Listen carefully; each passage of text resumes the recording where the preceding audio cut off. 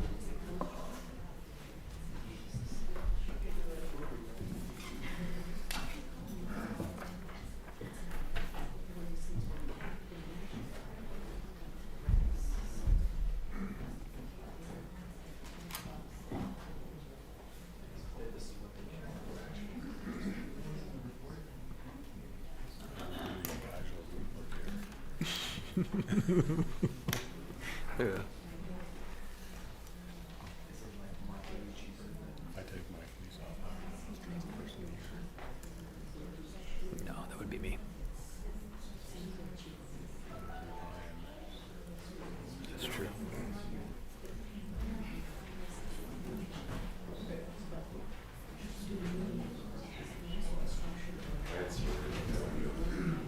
Ready, super? Yeah.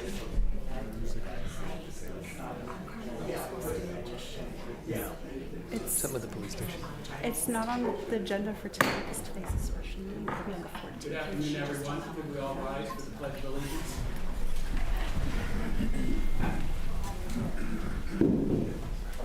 I pledge allegiance to the flag of the United States of America and to the republic for which it stands, one nation, under God, indivisible, with liberty and justice for all.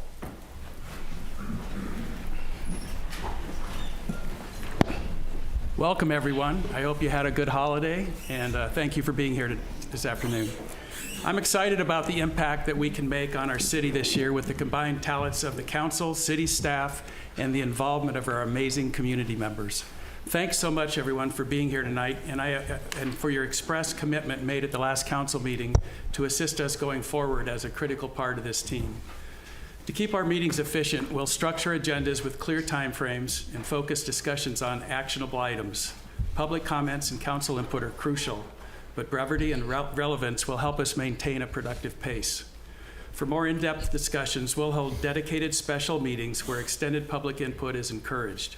Outside of meetings, I invite everyone to email or schedule time with city leadership, council members, commission members, or staff to share your thoughts and concerns. This helps ensure council meetings stay focused on decision-making. Thank you for your cooperation and understanding as we work together to serve Carmel efficiently and effectively. I'm open to feedback and will adjust as needed to make this process work for everyone. Tonight's meeting was scheduled so that our 5 council members could get together prior to the councilperson Delves taking a long-planned 3-week vacation. While it was intended to be a short special meeting, we decided to tackle both housekeeping issues and a couple significant subjects as well. So let's get started. Should I do roll call? Pardon? Should I do the roll call? Yes. Okay. Councilmember Barron? Here. Councilmember Booter? Here. Councilmember Delves? Here. Councilmember Dramoff? Here. Mayor Byrne? Here. All are present. Okay. We're going to open it up for public comments now. And these are for items not on today's agenda. You'll have a maximum of 3 minutes, and I encourage you to keep your comments as short as possible. And if you have others who share your view, please point them out when you've finished your comment. That's usually more effective than everyone repeating the same points. While we intend to hold a public training class on the Brown Act, I would like everyone to know that we are not allowed to exchange comments with you on items that are not on the agenda, but are allowed to ask you to clarify your statement. If you have a public comment, please line up now. Looks like we're lined up. Go ahead and please state your name before you start speaking. Hello, my name is Juliette Norman, and I am the ASB president at Carmel High School. We would like to start by congratulating Mayor Byrne and the new council members. We look forward to working with you and to being of assistance in any way we can. I am here today to update you on the activities and events at the high school. The high school football team brought some new notoriety to Carmel-by-the-Sea when Carmel won the state championship last month.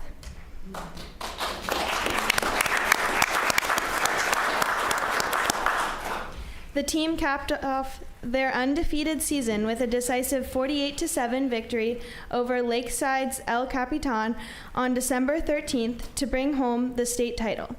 For those who couldn't make the trip to Fullerton for the game, there was an exciting watch party in the cafeteria to view the live broadcast. We'd like to thank Carmel-by-the-Sea for hosting a victory parade on Ocean Avenue. The team and many of the people who made this historic season possible were in the parade, including the coaches, sports medicine, and the cheerleaders and dance squad. It was great to see so many people from the community take time out of their days to watch the parade and celebrate with the team. Our second semester started yesterday, and CHS students are already getting back into the groove of things after our winter break. We have more sporting events coming up that we would love the community to attend. The boys basketball team has a home game tonight. Varsity starts at 7, so you might have time to catch part of the game after the meeting. The girls basketball team has a home game tomorrow night. JV is at 5:30 and varsity is at 7. The boys soccer team also has a match tomorrow night at 4 o'clock. They are playing on the fields at the middle school.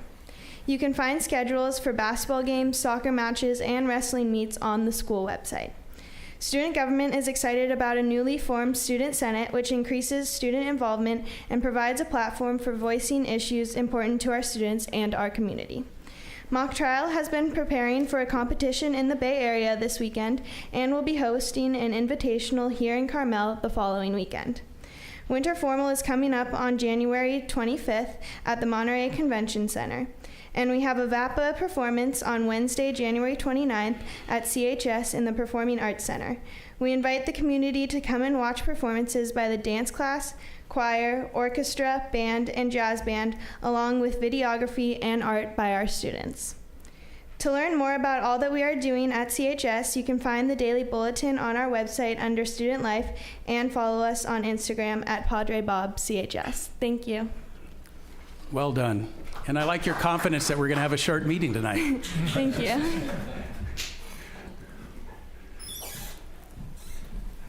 Hi, Sarah Hines, Carmel Unified School District. On behalf of the staff and football team and coaches and sports medicine and the cheerleading squad, we wanted to thank the city for the parade after the football game. It was no small effort to pull that off in such short notice. So specifically, would like to thank Ashley and Chip and the Chamber, the Carmel-by-the-Sea Rotary, to gather volunteers to make sure that the parade went off without a hitch, and all of our community members that attended and cheered on our team. It was really special. The team and the coaches were talking about it for weeks afterwards, and so we really want to extend a heartfelt thank you to everybody that made that happen. We appreciate it, and we look forward to working with you, and congratulations, Mayor Byrne. Yeah, thank you very much. Matthew Richardson. This is in reference to what happened at the beach in 2020. We first want to welcome Dale and any new council members. We hope and trust that your terms will be prosperous, and ones also of remembering that your primary function is to protect our rights. Everything else is secondary, and that the illusion of power can be very seductive. We want to acknowledge that we do not hate the police. We acknowledge that Chief of Police Paul Tomasi and his police department have inserted themselves into dangerous situations. And officers Michael Bruno and Jacob Clifford helped us stop a teenager a few years back from committing suicide. These acts of bravery must be recognized, and we have gratitude for the great things they have done. Some people last month said the siege of our beach wasn't important anymore because it was ancient history. Duty compels us to explain why it is as important today as it was back then. Because it was not just the siege of our beach, there was also the curfews imposed upon grown adults The shuttering of our businesses we have taken years to build, and a police force was sent to our job sites to stop us from working, which we do to feed our families, when the gravy train here of bloated taxpayer-funded salaries never missed a beat. As a reminder, those responsible were Jan Reimers, Carrie Tees, David Potter, Chip Rerig, Jeff Barron, and Chief of Police Paul Tomasi of Carmel-by-the-Sea. If you need any proof that back then, and obviously today, they regard themselves as monarchs, we would like to read to you how the police described the two people that tried to enjoy Carmel Beach in 2020, which they wrote in their reports. Quote, "I spoke with the subject, and she wishes to express her disagreement with the beach being closed." Quote, "Carmel units were notified of a male subject with a dog," end quote. It is embedded in the language they use to talk about us, that we have been denigrated to subjects and not the authors and source of government. Last month, a caller explained that his father had died because of the restrictions or unlawful dictates, or whatever you want to call them, that were imposed upon the country by agents just like you. He explained that his wife had lost her business. He said countless people had lost their businesses because of your policies, and asked if you had any idea the amount of trauma you had caused. Despite the fact that a large portion of the city council meeting was comprised of people calling in to explain the devastation caused by your policies 4 years later, and showing you photos of actual violence, Bobby Richards not only laughed at us for most of the meeting, but he sat there and shook his head in a smug arrogance in response to that caller, showing he was unconcerned as to what our city council had done to us. Despite the fact that in an article from the Carmel Pinecone from October in 2020, Richards boasted that, quote, "having empathy in leadership allows him to listen to their problems and concerns. And his, quote, strong sense of loyalty makes him a good leader." Your time is up. End quote. What was your name again? Matthew Richardson. Matthew, thank you.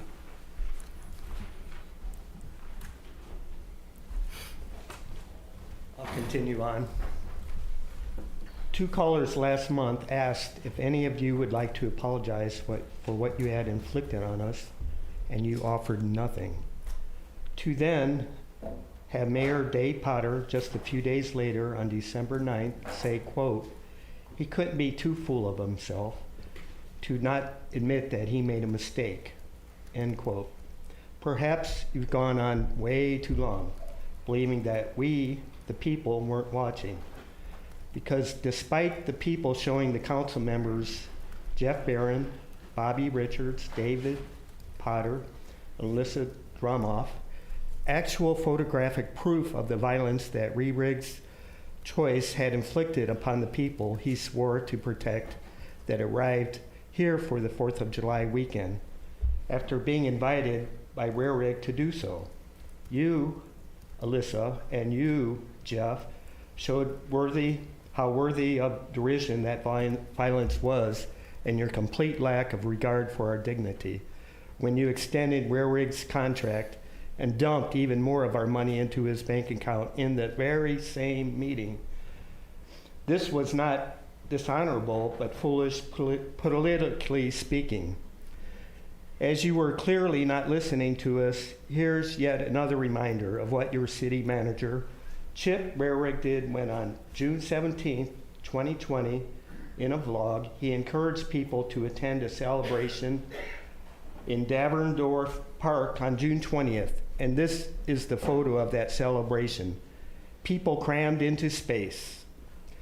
I don't know, there's got to be hundreds of us here, which is great because that is the right of we, the people, which Reirig admitted in the same vlog was because of that, quote, pesky little First Amendment. The right to gather. That may have been interpreted as sarcasm, but in the light of what happened a mere 2 weeks later, it should be interpreted as truthful. Because for the 4th of July weekend, that pesky little First Amendment, the right to gather, was so pesky, it rendered a privilege when it was yanked out from underneath us by those that carried on as though they were our lords and masters. Because of Bobby Richards, said they were blocking all the entrances to the beach. And Chief of Police Paul Tomasi said in an interview that, quote, "We tried repeatedly to get him to comply and leave the beach. He refused. He refused to talk to us. He just kept walking. So when we did get out to have a face-to-face with him, he ended up fighting with our officers." As a reminder, Chief Tomasi, that was that man's right, and you have no authority to kidnap him and force him to comply with an unlawful dictate by an unelected politician. Sir, your time is up. Thank you.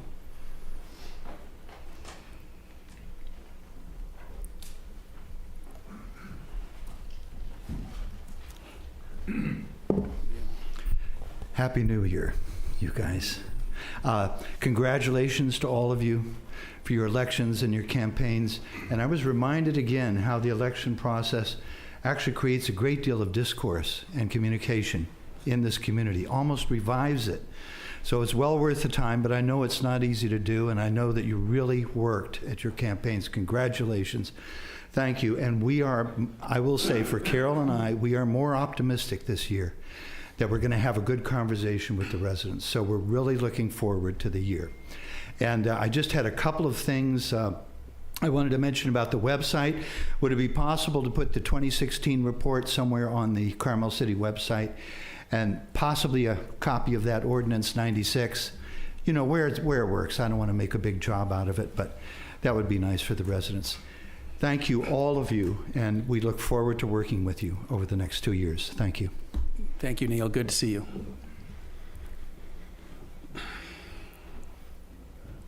Any other public comments? People that are here? Are there any on Zoom? Yes. Sylvia, go ahead. Can you hear me? Yes. Okay, bringing council's attention to the ongoing federal case Bucola versus Boucher. Ms. Bucola has been trying to settle with you since May 2024. Carmel attorneys Carpenter Rothins and Dumont LLP, however, made it clear they had no interest in informing you.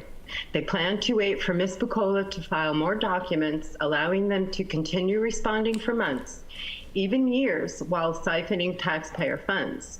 Ms. Bucola has filed her notice of appeal, and your attorneys will force a response, further increasing costs for taxpayers. We'll never know how much Ms. Bucola was willing to settle for back in May, as your attorneys effectively blocked any resolution.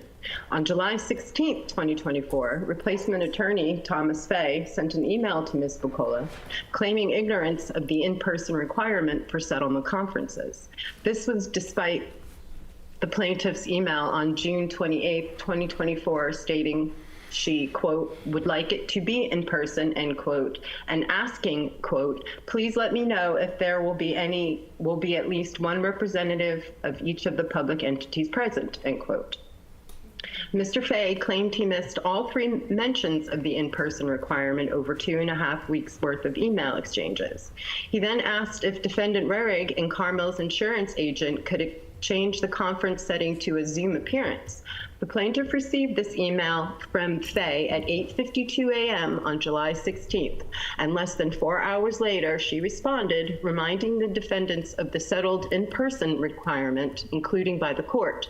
However, the plaintiff agreed to allow defendant Rerig and the insurance agent to appear by Zoom if 2 of the defendant officers could attend in person. To sway the court for a remote appearance, Mr. Fay wrote under penalty of perjury that no response was received from Ms. Bucola and that she, quote, chose not to communicate or respond in any way, end quote. And they claimed they were forced to file a motion for remote appearance on July 17th. Brandon Swanson, building inspector for Carmel, in a Carmel City Hall weekly video titled Friday Vlog 7/26/2024, explained that even though Rerig, quote, had back surgery, end quote, Rerig would be, quote, back in City Hall on July 29th, end quote. July 29th, 2024, end quote. This clearly contradicts the excuse given to Ms. Bucola by Carpenter, Rothins, and Dumont when Rerig, quote, had planned to appear remotely because he is in the process of recovering from medical care and therefore will be unable to attend in person due to health conditions, end quote. The contradictions regarding this case concerns the people, and they should concern you, Chip Rarig, as it shows a lack of communication and a concealment of material facts regarding this case, and the siphoning of taxpayer funds continues.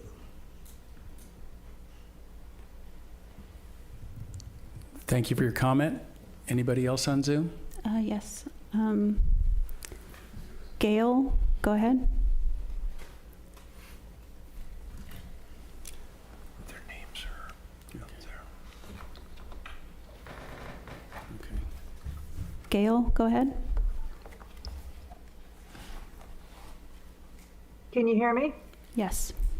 Okay, thank you. This is again in regards to the tourist who was walking his dog on Carmel Beach in 2020 and was tackled by police officers with his head plunged under the water and arrested, taken to the station and released at 2 in the morning. This is not exactly serving and protecting. So what happened exactly? Why was this encouraged and yet this man attacked for exercising the same exact right? In fact, he wasn't even gathered around anybody. He was all alone. Perhaps at least a part of it is embedded in your language. We are not your subjects, but your bosses. And our rights belong to us, and they will never belong to you. And why is this still important as important today as it was back then?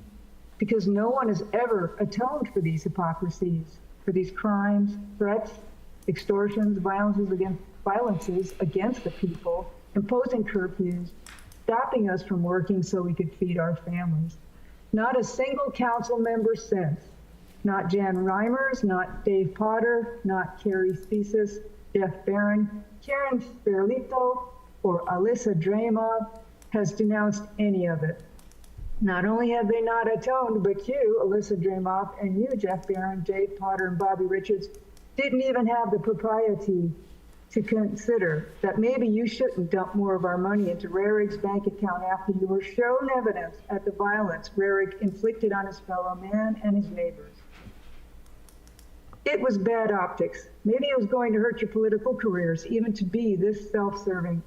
This wasn't going to look good for the community, for the country. But you just didn't care. You made it clear. You think so little of us. You hold our opinions and airing of grievances to be a contemptible affair. How little respect you, Jeff Barron, and Alyssa Draymov showed for us. You rewarded Rarig with a raise and extended his contract, the 4th time since he was responsible for the siege of Carmel Beach. I mean, what exactly is going on here? Quoted in the Carmel Pine Cone, quote, "You all took turns praising Rarig. Potter told Rarig he is grateful for all his hard work. To keep it up, don't give up," unquote. Alyssa Draymov said, quote, "She appreciated Rarig because he's on duty 24/7, and it can be a thankless job," end quote. Jeff Barron said, quote, "Much of the city administrator's hard work goes unseen by the public," end quote. You cannot define this as unseen, Jeff, because this was shown to you for an extended period of time. How can you say this was unseen and then give him even more of our money, of this man's money? Are you aware that the country is now watching, that we, the people, were none too pleased with the obvious contempt you had for our well-being when we aired our grievances? Gail, your time is up. Thank you, Gail. Brian Rosen, go ahead.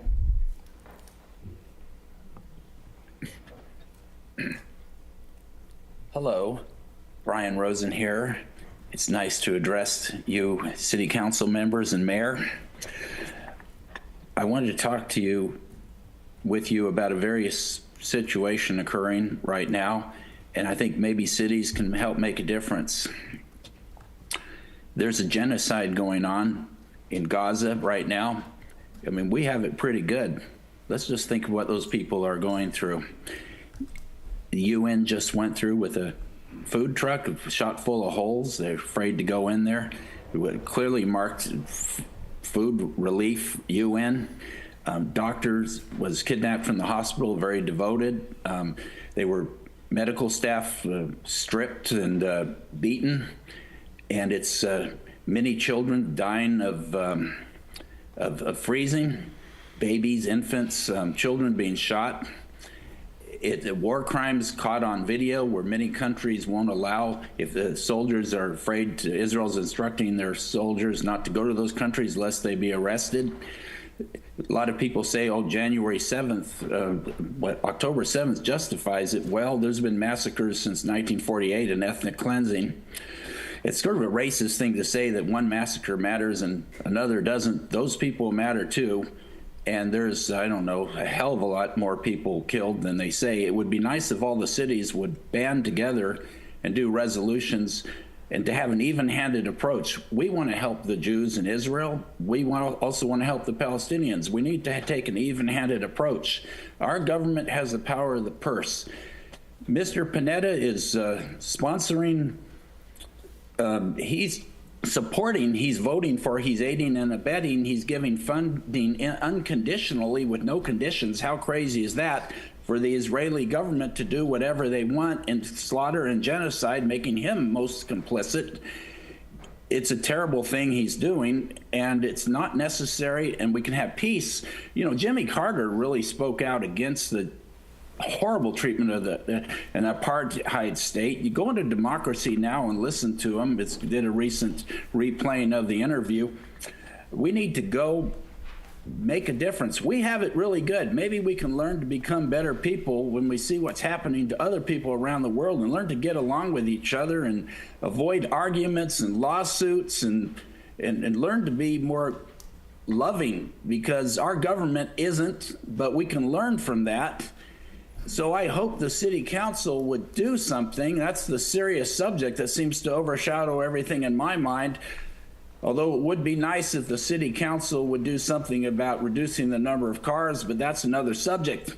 But I appreciate speaking with all of you, and I would love it if the city council could really get active on this and say to Mr. Panetta, yeah, we want everyone protected, but let's be even-handed. We need a neutral peacekeeping force over there, not to just give money unconditionally to do anything, whatever Netanyahu, who is a war criminal, by the way. Brian, your time is up. Thank you for your thoughtful and your compassionate comment. Catherine, go ahead. Yeah, hi. Nice to see you all again. I will say, and I want to remind everybody sitting in the gallery that at least a portion of the people sitting in front of you at one point considered fining you or jailing you for sunbathing. So let that sink in, that these elected people thought themselves powerful enough to stop you from doing something so natural that they would consider fining you for sitting out in the sun.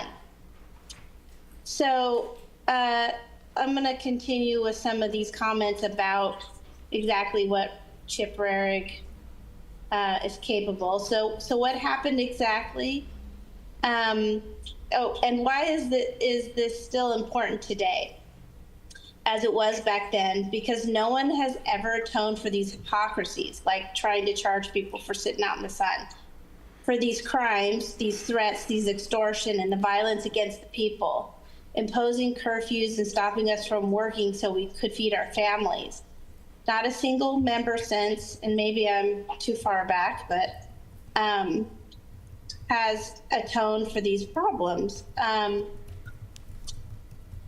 We have sued you. Your attorneys screwed up so bad it's possible this case is unprecedented, and yet you plowed along, giving him 4 raises, and this is one of the reasons for why this must continue to be discussed. Maybe things will change now that you know you're being watched. Maybe this will align those of you up there, Barron, Draymond, back to your primary functions. It's unfortunate. It must be a public reckoning that would cause you to stop acting like monarchs rather than our servants. We have hoped for you, Dale, that when your fellow council members in Rarick pressure you into making tyrannical decisions, you will remember the words we speak here today, so as to remain strong and honorable and to remember who's in charge. And to all of you Do the right thing. Stop giving this man more money when we're clearly giving you incontrovertible evidence that he thinks nothing of hurting us, and terminate his contract already. We, the people, demand an apology from all the council members to be issued at once to the peaceful man walking his dog, and a statement to the Carmel Pine Cone that this type of violence, this type of tyrannical overreach with curfews, forcing the elderly and terminally ill to die alone, separated from their loved ones, and the dystopian nightmare infused with such propaganda terms as flattening the curve that we were told was going to last 2 weeks, and social distancing, which was extra. Like, remember when you all had dinner somewhere in Carmel at some restaurant? Catherine, your time is up. Thank you. Richard Kreitman, go ahead. Hello, can you hear me? We can.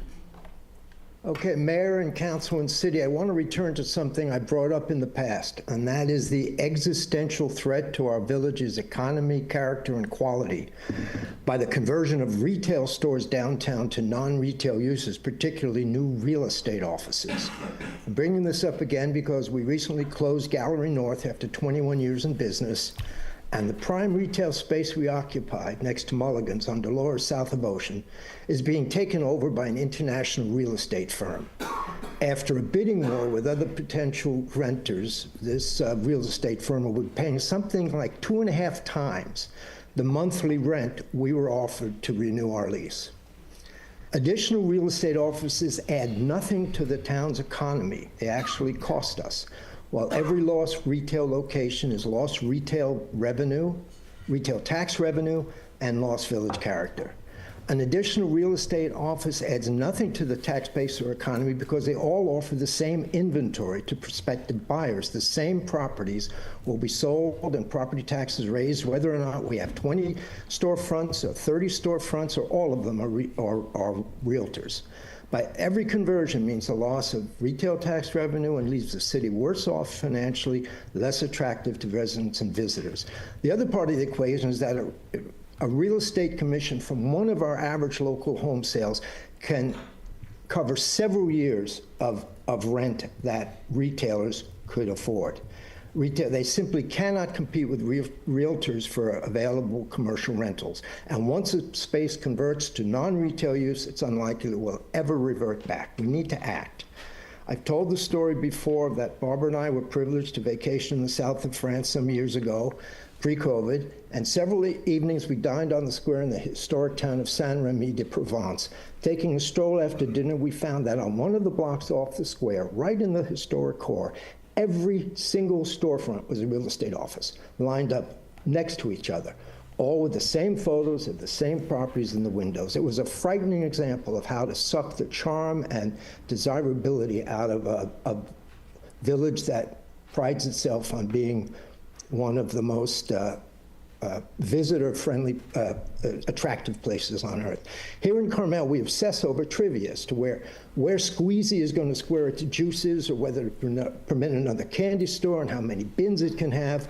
We curate our village by granting or denying use permits. We limit the number of new wine testing rooms, jewelry stores, multi-art galleries, candy stores, etc.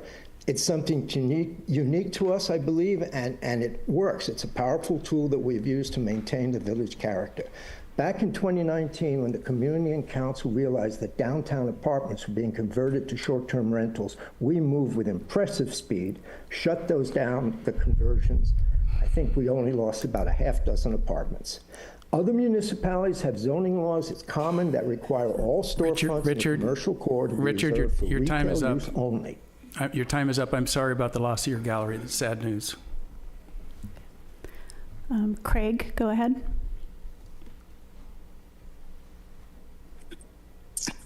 Yes, this is Craig Rose, former owner of Pneumatic Gallery in Carmel, the first digital gallery. I was threatened by Chip Rarig. He said, "What you're doing, sticking up for Patrice, is bad for business. I'm going to call your landlord." Then he proceeded to punch me in the face. This was captured by my neighbor, and we all saw it. It was the top story in the news. the city council refused to say anything. I've spoken in 9 meetings, and I've attended or watched online almost all of them since I moved to Carmel. Chip ran me out of town as he collects the bag. Look at his deal with Visit Carmel. Why is he the face? Why is he still sitting even in this? Dale's one of my favorite people that I've met in Carmel. I saw you speaking up at the first meetings when I attended, after Patrice asked me to speak on his behalf. I watched them like Bobby smile. They clowned you, Dale. They would just make sure you would finish up and they would never address anything, and you would keep pounding them. I said 13 months ago there would be a clean sweep, just like Clint Eastwood said. I don't know Bob and I don't know Hans. I don't know if you guys are puppets or you guys are like Dale and you're the real thing. I see we've still got Jeff Barron and Alessandra there, who knows nothing about art. We're living in a world that's a circus. It's a theater. We have a reality show president in the Ukraine.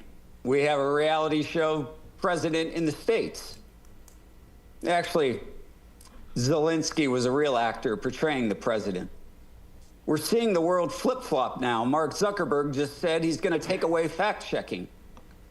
We see Elon Musk flipping on the H-1B visas. Dale, I know you won't flip-flop. I know you'll stand for the truth. Release the tapes. There were 4 secret meetings with these reptiles. You were not a part of it. But Chip has reptilian energy. You guys can look into the Freemasons. That should be shut down across the street. It has no business in Carmel. You should look into who Chip Rarig really is. As you keep extending his contract, I've never known of any city that allows a city manager to punch somebody in the face. Do what Chip has done. Teresa's not backing down. Neither am I.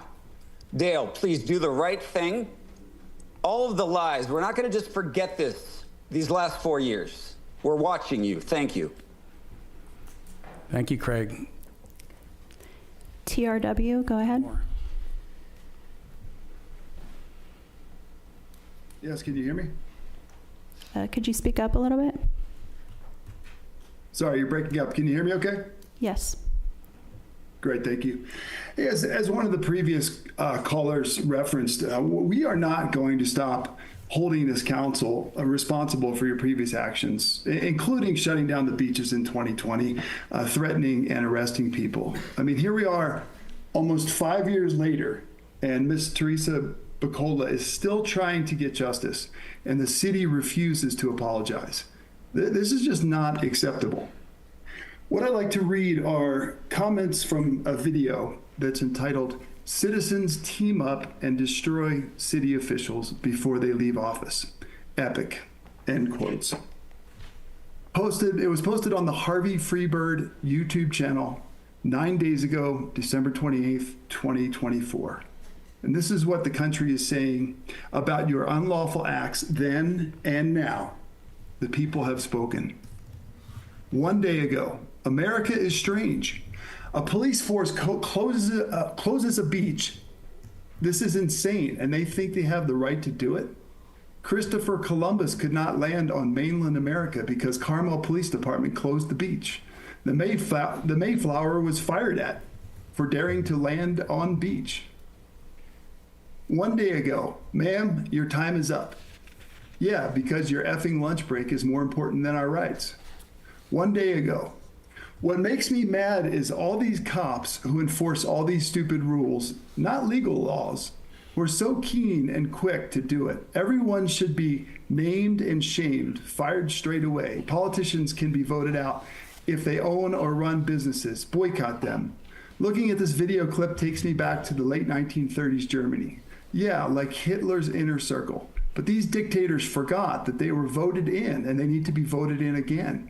That all good things and bad things come to an end. Now it's time to pay. 2 days ago, we're living in the post-Rona world now, and it's all bets are off.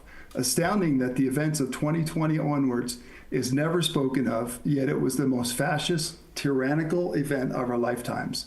Pandora's box has been opened, and it can never be closed again.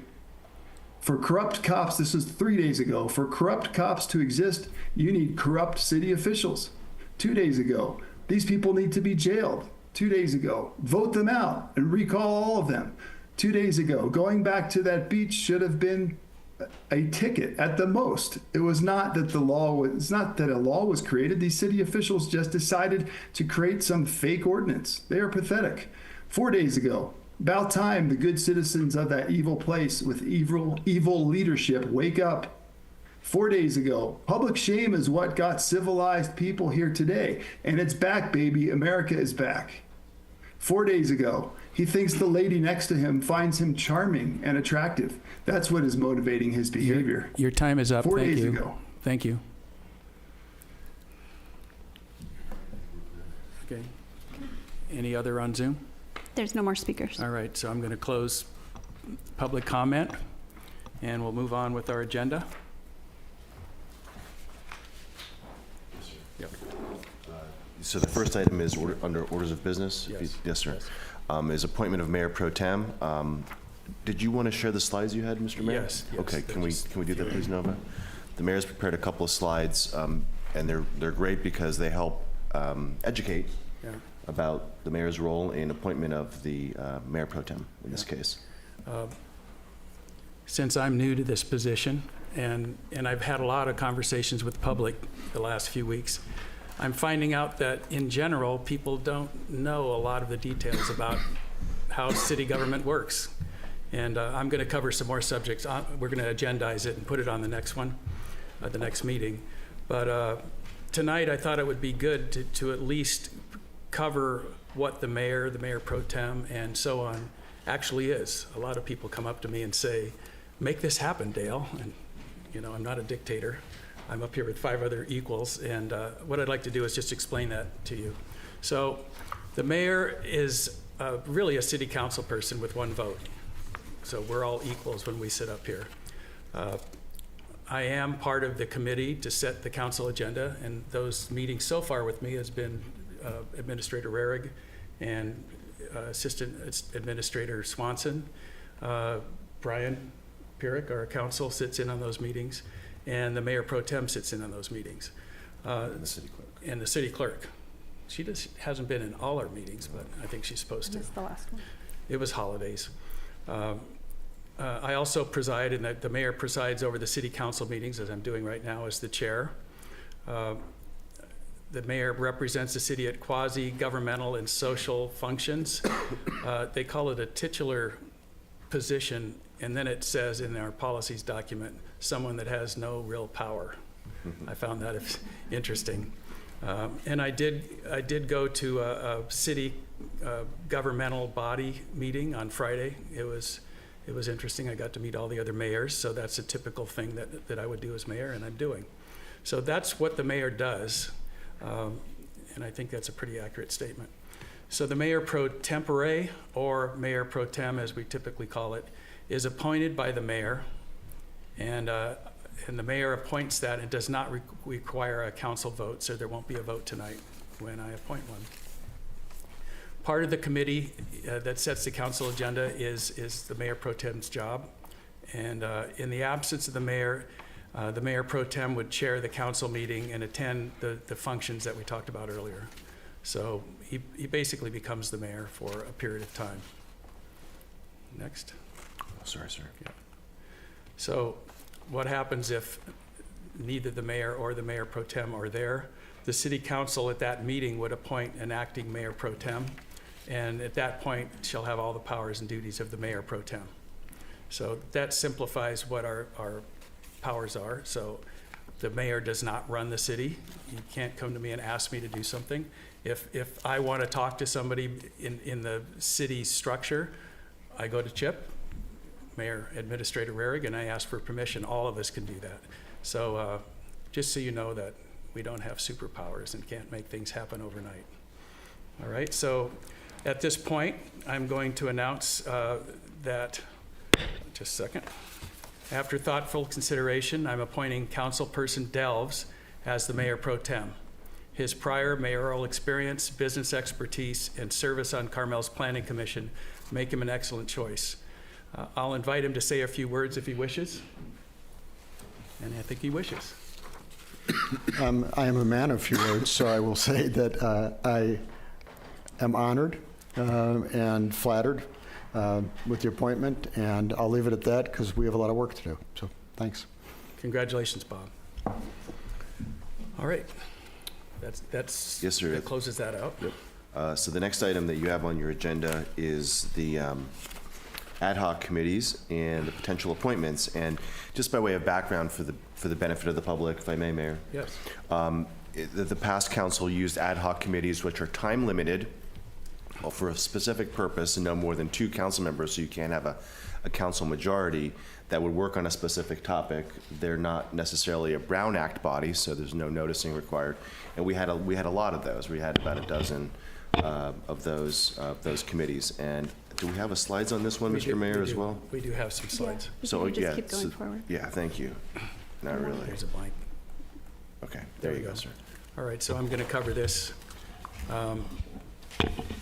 And obviously, I wasn't an expert at this a couple months ago, but I've done a lot of research and I've talked to our council. And I think it's interesting to really understand how these committees work.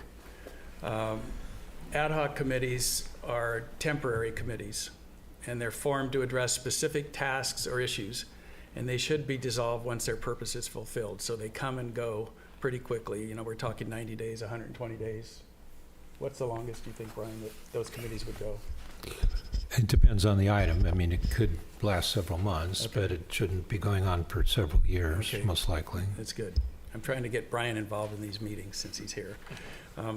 They're focused on short-term specialized objectives that require investigation, planning, or recommendations.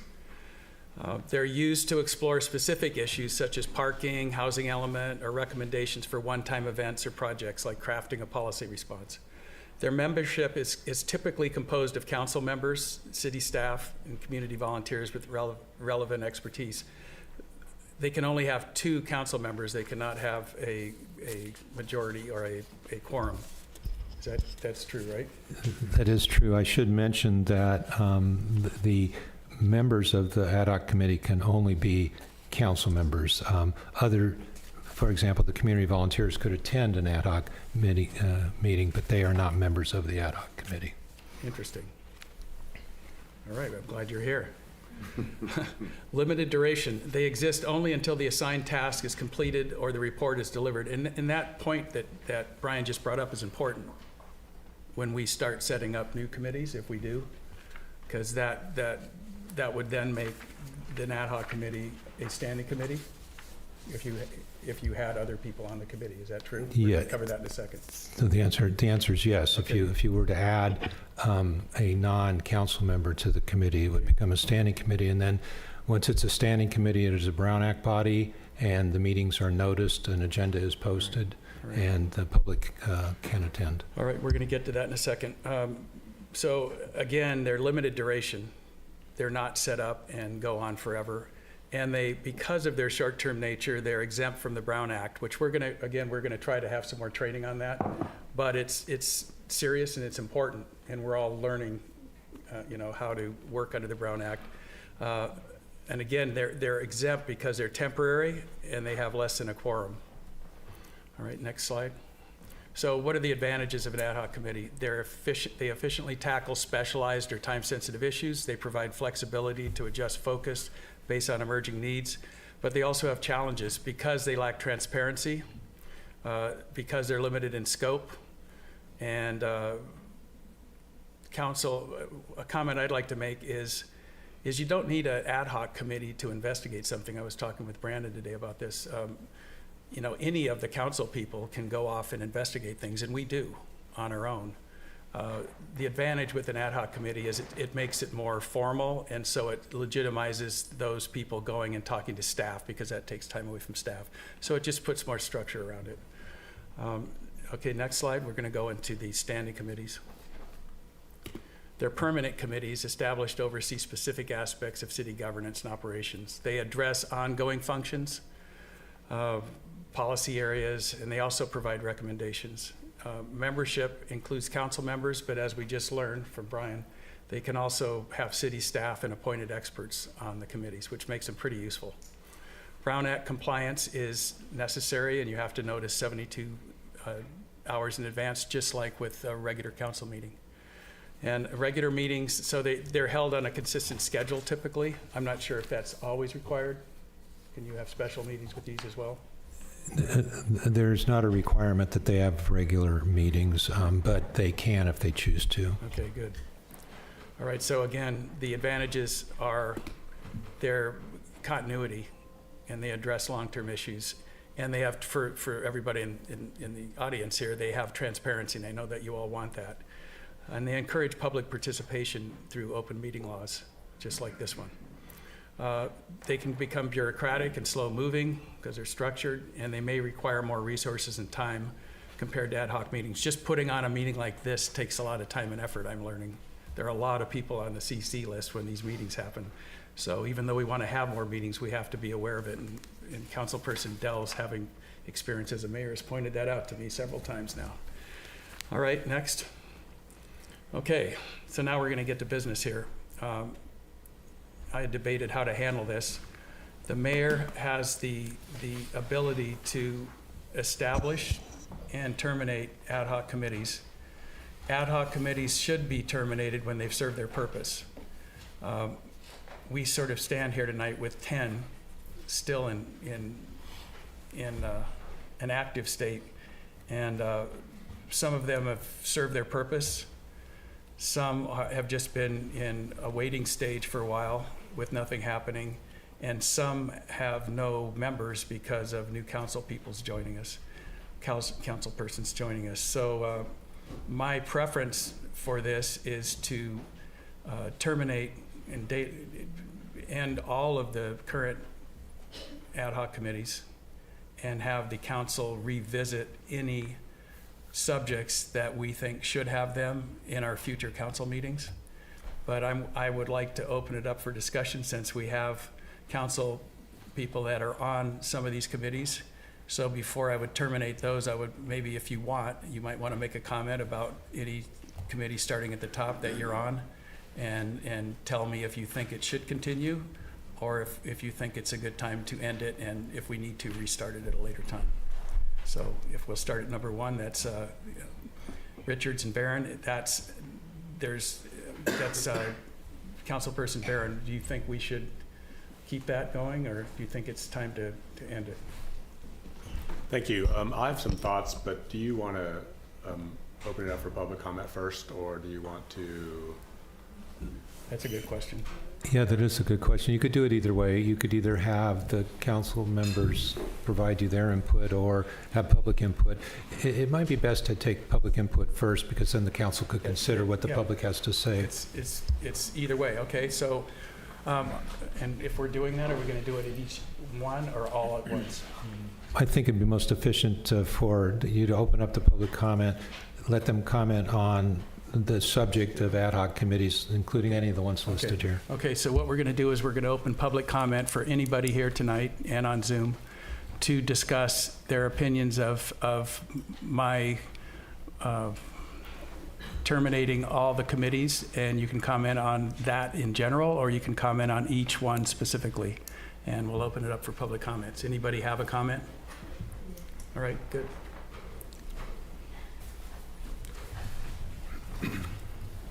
What a joy to see you guys up there, and girls. Thank you for serving. I endorse all of you.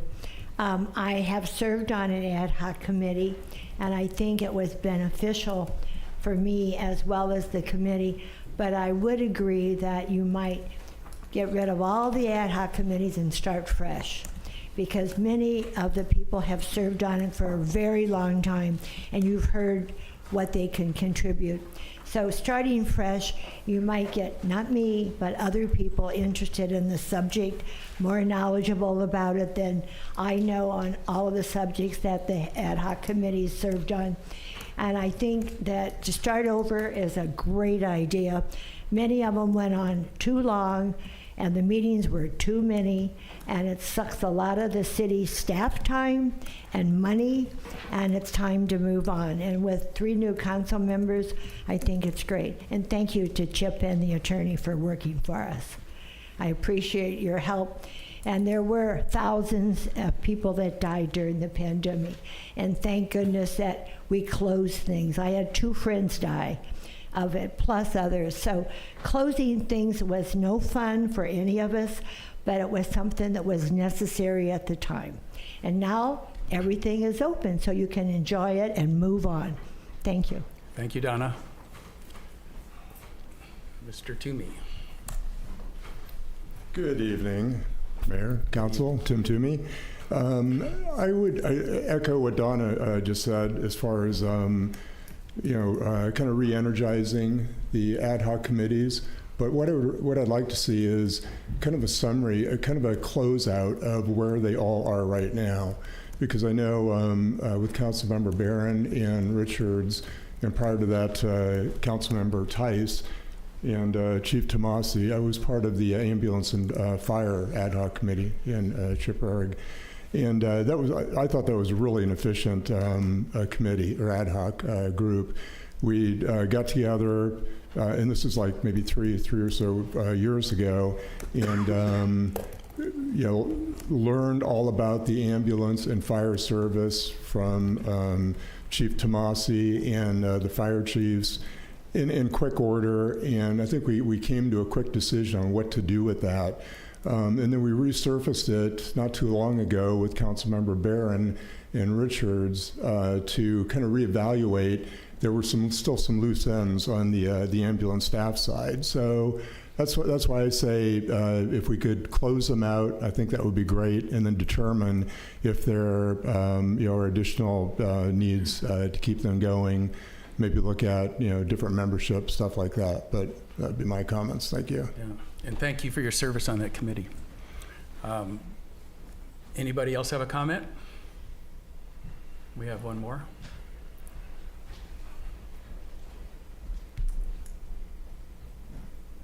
Hi, Carrie White. Good to see all of you. My only comment would be if you, or when you start an ad hoc with 2 council persons, if one person drops off, I think the committee should pause until a second person can be assigned. Having one council member on an ad hoc leads for a lack of transparency, and we citizens have trouble accepting that. So, thank you. Thank you, Carrie. Anyone else in the chambers? There's no hands raised on Zoom. No hands on Zoom. All right, so, we had discussed how to handle this, whether all at once or individually, and there is a frame of mind that says you should, when you terminate them, like close it out and declare that they've served their purpose, and thank the people that were on the committee. So that was probably a good idea. It just takes more time. The ambulance and fire services, Jeff, you were on that. Are you ready to say goodbye to it? I'm ready to say goodbye to. Sorry, I'm pretty much ready to say goodbye to all of them. Okay. If you'll give me a minute, before I talk about ambulance and fire services, I think that we, Dave, and we were all sort of complicit in this, started this, 5 or 6 years ago. And as an example, the ambulance and fire services one has been around for 3 years, and it was originally Carrie Tice and Bobby, and then Carrie dropped off the council, was replaced by Alessandra, and I took her place. And these things kind of go in fits and starts. And to me, it always felt like ambulance and fire services kind of got shoved off to the side. Like it was like the ad hoc committees sort of were a way of sort of sidelining things, and they kind of disappeared. Some of them disappeared, and some of them would reappear occasionally. The housing element one, which I'll talk about in a minute, would obviously reappeared a lot, as did the police station one. But I think that there were just significant problems with sort of the way they were done, and no disrespect to you, Mayor. At some point, they become the will of the mayor, the whim of the mayor, and not the will of the council. And I think that there were a couple of times when I know a couple of council members were kind of miffed at the people who were chosen. It's hard to, decide whether you want, Bobby and I, used to talk about the Mills Act policy because we were both sort of on opposite sides, but I'm not sure that's the best way to do things. There were just lots of questions about process and transparency, and things were never really understood. So, that just turned into be a fairly significant issue. Community buy-in, just a whole bunch of stuff. I like the way that, that you described them. I think short-term duration is good. As an example, the housing one went on for 18 months. Definitely, I was pretty miffed about that. Definitely not something that needed to be handled by an ad hoc committee. That should have been handled by the Planning Commission and the City Council, rather than an ad hoc committee of the council members. And I think that, there were obviously some issues with that. So, I'd be in favor of, just before we talk about all these and say goodbye to a whole bunch of them, I'd be in favor of just starting over and trying to figure it out as we go, whether we need them or not. Ambulance and fire services, that was a committee that was, as far as I understand it, since I came on it in the middle, there was a big drive to outsource the ambulance services to Monterey because it was felt like those services belonged more under the management of the fire system, of the fire department umbrella, and not under the chief. And it seemed like, and I'll say this as an outsider, an outsider for the first part, it seemed like there was a lot of momentum at the beginning, and then when Mayor Williamson was elected in Monterey a couple of years ago, and I don't mean to say that he's responsible for this by any means. It was just a new council, the new council in Monterey, the initiative seemed to sort of, the willingness of Monterey to sort of play ball with us seemed to sort of decline. I know that Chip had issues, just communicating with them, trying to work something out. And so my impression was it was just never going to go anywhere. And so we kind of have the ambulance for the time being. And without, that's a bigger discussion that we should have as a council, whether, the whole umbrella around the ambulance services. But I don't think that this is really, it needs to be restarted. Yeah, well, you bring up a good point that the council can handle some of these things as no, long as we I would have the say, research done. And as I look down all these things, where these things really need to be talked about is strategic planning, and whether the 10 things represented by these 10 ad hoc committees, whether they still would rise to the top of strategic planning. And we'll talk about some of the insignificant ones in a few minutes. I'm just not sure. Like, obviously it's up to the 5 of us to decide whether they are whether they're still worthy topics for us to devote staff time to. And I don't have that answer, but so those are my comments on ambulance and fire services. It's nice to have your experience and insights on it. I would ask Chip if he, I said some things about Chip, and I would certainly give him the opportunity to respond if I'm wrong, or from staff's perspective about ambulance and fire services. Thank you, Mr. Barron, Mayor and Council. So, yeah, I mean, I think that all of these have kind of served their purpose, and again, just looking down the list, I mean, Mr. Swanson would like to add, at the mayor's pleasure, a closed session item for negotiations on the ambulance and fire services for next week. The police building renovation doesn't need to be an ad hoc anymore. Again, we'll hear a report tonight. We may have a special meeting on that. Housing is doing its own thing. Number 4, we really haven't made any progress on that, but we haven't really received. I can talk about that when we get to it. The pressure. I like Mr. Toomey's idea, and I'd be happy to write up a little closure on all of these, Mr. Mayor, for obviously publication. The Flanders Mansion, we've owned it since 1972.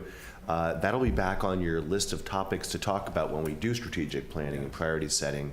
Hopefully in March. Yes. When Mr. Delves get back, we get through February and hopefully early March. Sooner the better. Yeah, again, Mr. Barron and Ms. Dramoff figured out Rule 20A. Javier's in the back if you haven't met him. So we've got our Rule 20A district established. The board and commission training is ongoing, so Ms. Romero and Mr. Pierick are constantly working on that. Street addresses, again. Is that really a committee?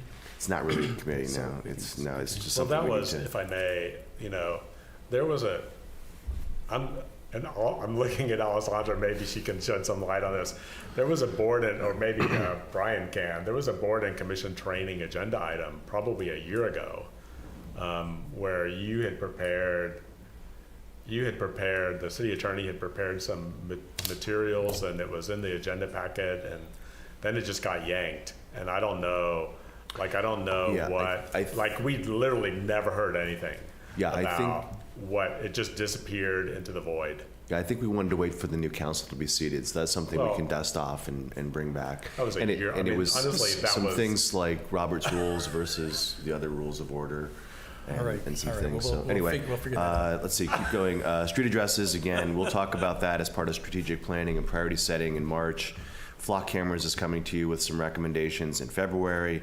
And then the Mills Act policy, we have a policy. It's not really something I think that we have to have in an ad hoc format, but I think the council's direction is to come back to the full council with some ideas on how we can, please correct me when I'm wrong, ma'am, a suite of options for a revised Mills Act policy, but it doesn't need to be an ad hoc setting. So, and again, I'm happy to write these up.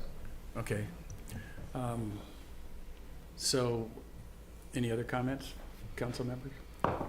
I'll chime in. Yep. Thank you, Mayor. I do support your plan to end them. I think that makes sense, and I think we can get by without them. Just as Chip and Jeff mentioned, the undergrounding, we're pretty much done with that. Flock cameras is coming up on February agenda. Flanders is not a priority. We can talk about it at our strategic meeting. I do think it's important on Mills Act, as Chip just mentioned, that we do bring that back to the council, because right now it's paused, it's on hold, and we've already had one individual who has a historic home who would like us to bring the Mills Act back because they would like to apply. So I think if we can get some options, how we can just prevent any one applicant from abusing the policy, I think we can have a vote on that and then get the policy back, because right now it's on pause. And then the AHA group, I wanted to bring that up because it's not really the housing, but it's very important that that group keeps meeting every month. So I don't know how it fits in with all this, but I think it's really important that it's... We had a discussion about, we're probably going to put it on an upcoming meeting. Yes, sir. And I would like to discuss how the Mills Act policy could be brought back as well in terms of the council discussion as an agenda item. Right. So that's good. So, Great yeah. comments. So I definitely support you for... And thank you for your work on whatever Thanks. ad hocs you were on, and you too, Jeff. I know that Jeff puts himself into a lot of committee, and we're going to talk about some other things that Jeff puts a lot of time into, and we really appreciate all the time you put into it. Thank you. All right. Anybody have any comments besides that? Jeff, do you want to talk about some other ones? Before you sort of move on, I just comment that on number 4, the outdoor wine tasting, there are a couple of wine tasting rooms that are sort of out of compliance, a couple in Carmel Plaza may be out of compliance with what our rules and regulations were. And we were, Dave and I were we had one public meeting to talk about what to do about that and what to do about wine tasting rooms, just to make sure that we were all situated correctly with wine tasting rooms, in the public right of way and all of that stuff that was going on downtown. So I think that's a small nitty item that we could probably handle and just dispense with. Okay, good. As a council, I don't think that there's that much work to be done. All right, with that, I'd like to thank anybody and everyone who was on a committee, the public and council, and thank you for your service. And we are going to terminate all 10 of these ad hoc committees and reopen discussions on any of those subjects at a future point as a council. All right, thank you. We'll be able to move on.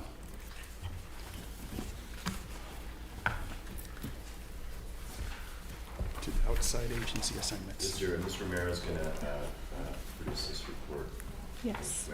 The next item before you is adopt resolution 2025-01, confirming council member appointments to various outside agencies for 2025. We do. We do have one slide. I think if you go forward one. Yeah.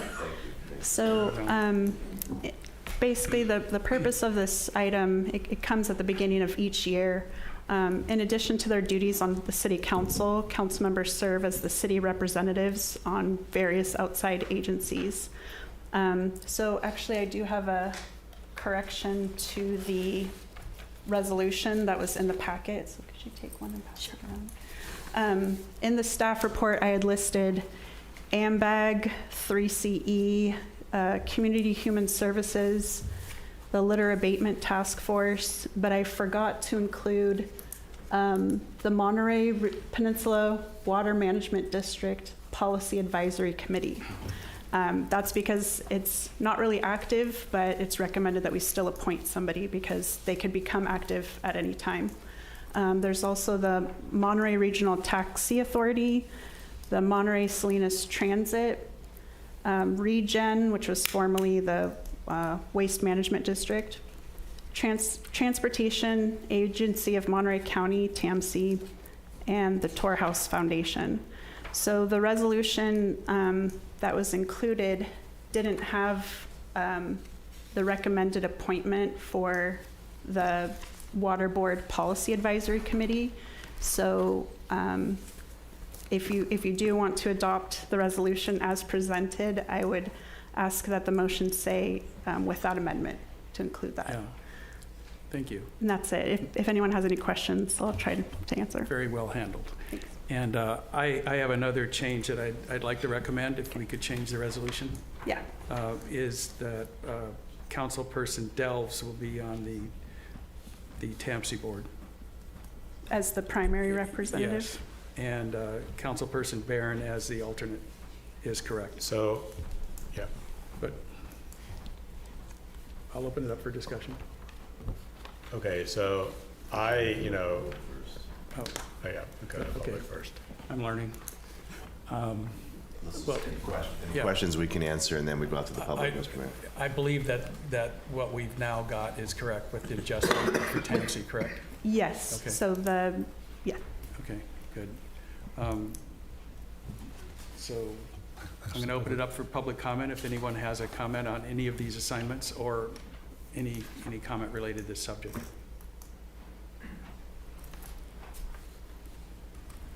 Neil. Neil Cruz, just a quick comment. Any way for the residents and the public to find out what AMBAG and League of Cities is telling our council people? Is there any way for us to hear what the communications are from those agencies to our city council? Is it maybe reported on a regular basis or something? Thank you. If I may, yeah. So for Mr. Cruz's benefit, I mean, these are all agencies that produce a packet, just like our council packets, and then they have minutes in them, obviously. What is typically done at our council is that the council member assigned to an outside agency will report on items of what they regard as significance, and that's a personal threshold, obviously. So it's something I can work with the mayor on, adding at the council's pleasure a report out from outside agencies on some of these topics. Obviously, when Mr. Bruder goes to AMBAG in 7 years and we get the new RENA numbers, we'll want to hear about that before we just inherit those. And there's other topics on here, obviously, that I think benefit the entire council and the community as a whole with updates. So again, at the mayor's pleasure, I can work on that with you, council. And it's not on the agenda tonight, but I think having, and we've talked about this, having some kind of summarized information on our council meetings as well as things like this would be useful, I think, to the community at large. Mr. Mayor, I have a question, but I can certainly wait till after public comment. Okay. Yeah, we do have one hand raised on Zoom. Okay. Brian Rosen, go ahead. Hi, Ryan Rosen here. I just want you to please ask you to be very careful who you appoint to be on the TAMC and on the MST boards. in my opinion, these boards have been out of control. And in the prior TAMC and MST, Jeff Barron and Dave Potter have been solidly been behind the very environmentally destructive surf project, which will destroy what the second most significantly disrupt the second most important dune ecosystem in California. Now there's a price tag of $105 million. It's to allow big development in Fort Ord because under state law, they're allowed to have unlimited density almost if they're near a major transit line, and it's taking away money from other things. MST has made the bus 24 line very inconvenient. You now have to transfer instead of one line all the way from Monterey to Carmel Valley, and my elderly friend has a very hard time with that, and it was very successful, and now nobody's overseeing them. Barron and Potter, they're just rubber stamping, and it's not good. And they were for many, many years they were helping elderly people put their bicycles up. Now they won't because of liability. If it was so much liability, why they suddenly stop? Why did they allow it to go on for so many years? Think about it. And so now the MST is saying it's $120 million a mile to bring the train back. TAMC is saying the whole thing can be done for $240 million. I don't believe any of them, and I think there's a lot of I think we need good people who will work to bring the train back to Monterey for better, more efficient mass transit and to cancel the surf project. But I'm very concerned about Jeff Barron being an alternate to TAMC because this agency has lied to the public about for years railroad tracks wouldn't be removed. Now all of a sudden all the railroad tracks are going to be removed. And they say we did numerous public meetings. Well, yeah, you were telling people the railroad tracks would be intact. People didn't want to lose the opportunity to bring the train back. And once you bring the rail tracks out, it's very unlikely they'll be put in. Give me one spot where they have. So we need some really good people on MST and TAMC who will not just be rubber stampers of MST and TAMC, but will oversee them. That's what their job is. Instead of being in some kind of prestigious position where they can, Dave Potter used to be a champion for the train. What happened to him? He sold out the train. And this is just so wrong what's been going on in these very powerful agencies with powerful politicians, and they don't listen to any of us. And please be careful who you get on MST and TAMC. I think Mr. Barron, I don't think the people of Carmel, I've done tabling outside the post office. They don't want the surf project. They think it's going to lead to development and traffic. And yet we have these representatives. The public members don't even know what their own representatives are doing on these agencies. So please, if you're going to have somebody who work hard to bring the train back rail to Monterey so we can cut down the greenhouse emissions and we make a difference. Mass transit's where it's Brian, at, your time's not up. just accommodating more. Brian, your time's up. I want to thank you for being an engaged citizen, though. You certainly are paying attention to what's going on. And I suggest, if I could, that you reach out to the people that are being assigned to these agencies and let them know how you feel so you can hopefully influence their decisions. Any other people online? No, sir. There's no more hands. Okay. All right. So with that, I think, Jeff, you had a comment, if I could bring it back to the council. Yes, thank you. As I expressed to you last month, I would be interested in changing my job, my assignment from MST to TAMC. I think I've always talked about transportation. It's been a pretty passionate issue of mine for 6 years. I think TAMC is a more difficult agency. I think MST is easier to manage, because of the more limited scope. And I would ask that I be assigned to TAMC and Mr. Delves maybe MST. I appreciate that, and we have discussed that, and I'm going to stick with the assignment. Well, I'd like, with respect, I'd like to hear Bob. I don't have a problem with the discussion. Honestly, I think TAMC is of interest to me, Jeff, and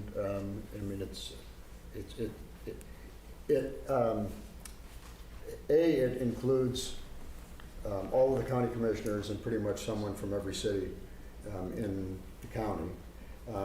It controls quite a bit of money. I think it requires accountability and oversight.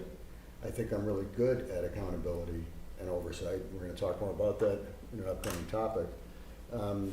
And I have a long experience elsewhere of working in multi-governmental entities and being successful and helpful in doing it. So this one does interest me actually quite a bit. My preference would be to stick with it. Okay. Any other council people?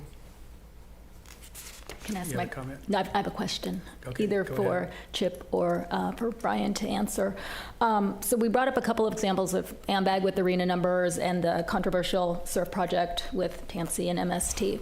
So my question is, when you are a representative on one of these boards, do you give your personal preference when you vote, or do you ask the council and we get a council vote and then you just take that back to the agency? Because that makes a big difference on these. So what is the proper way for a council representative to To do extend that? that further, could we have a special meeting and take the public's temperature on a subject that's important, like the surf project? Absolutely. I mean, the typical, the usual is you vote your conscience. What you think as an agency representative is the best decision for the community you represent.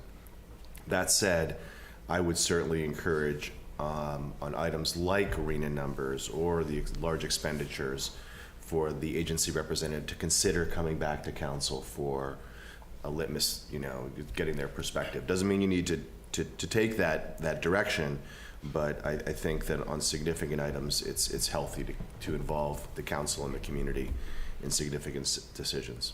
Thank you. I agree with that. Thank you for bringing that up. That was an interesting question. I'm sticking with my assignment, Jeff. I'm sorry. So This is an action item, Mr. Mayor, so you'll need a motion in a second and a formal vote, sir. all right. Based on the revised resolution that Mr. Romero Do passed you want to state the current resolution? So the motion or just the resolution title? The resolution, which is Oh, your so the report. resolution to make a motion on is 2025-01, confirming council member appointments to outside agencies as presented with the amendment to appoint Mayor Pro Tem Delves as the primary rep to TAMC and the primary rep for the MPRWD Policy Advisory Committee. I make a motion to approve Resolution 2025-01 I'll second it. as amended. Thanks. All right. Councilmember Barron? No. Councilmember Booter?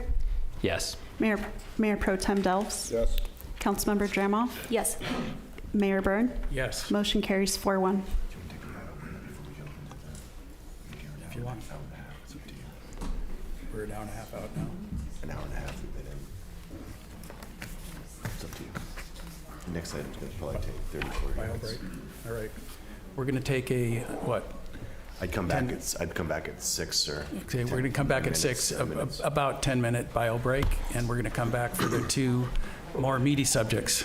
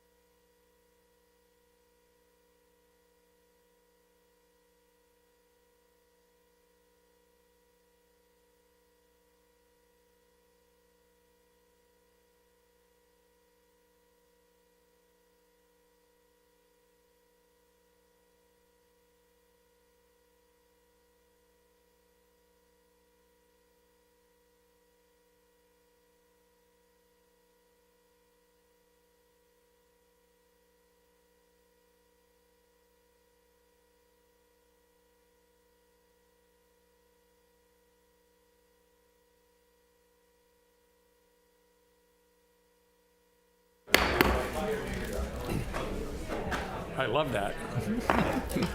Take it home. I need a bigger one. I need a bigger one. Can I get a bigger one? Okay, I'm going to kick it off to Brandon Craig.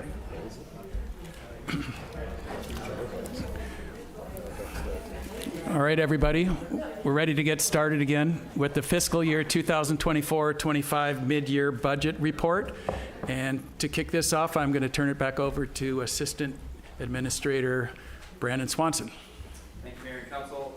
Good evening. So I'm just going to do a quick introduction here and then give you to the brains of the operation here, Jamie Fields. But basically the question is, what is a mid-year budget? Simply put, it's how we're tracking against the budget that the council created at the start of this fiscal year. It's revenue versus expenditures. It's really as simple as that.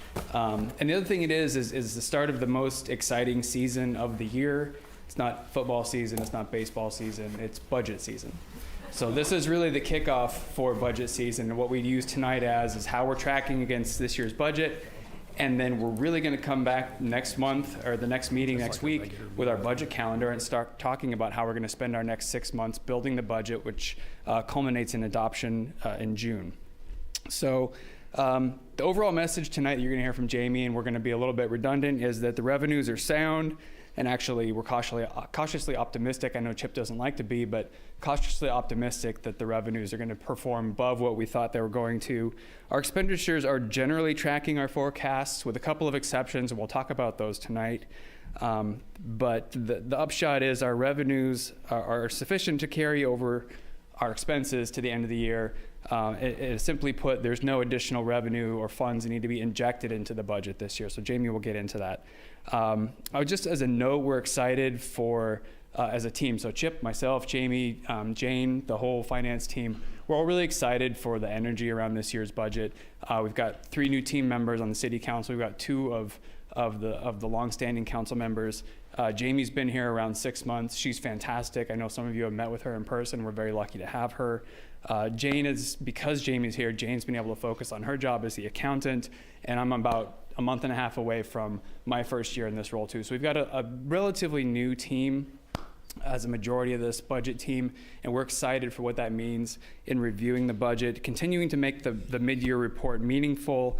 We're going to be looking over the next 6 months in conversations with you and some feedback tonight on how we can make the mid-year budget report more useful for you, talking about things about how we report on things like CIP, and we're just excited for what's coming in the next year. So with that, I do want to introduce you to Jamie Fields, our city's finance manager. As I said, we're very lucky to have her. She's not only a wonderful person, but one of the smartest people I've ever met and a wizard with finances. So Jamie, over to you.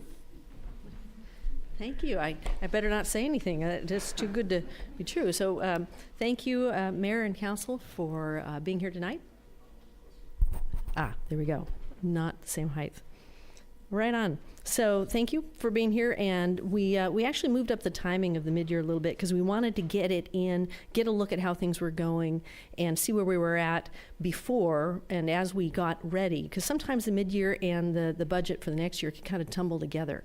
So the reason I say that is because some of the cutoffs here is as of November, and you all might remember cutting off as of December, but we needed to do that in order to make a January 1st week meeting tonight. So the purpose of the mid-year is to, as was said, provide a mid-year update for how are we doing on 24-25. That budget was done starting back in February of 24, so it's getting a little bit, it's had a lot of time to be out there and start to be progressing. And we'll be looking for some adjustments to be approved. So what we want to do is kind of let you know how things are running and where we think there's some tweaks that are needed.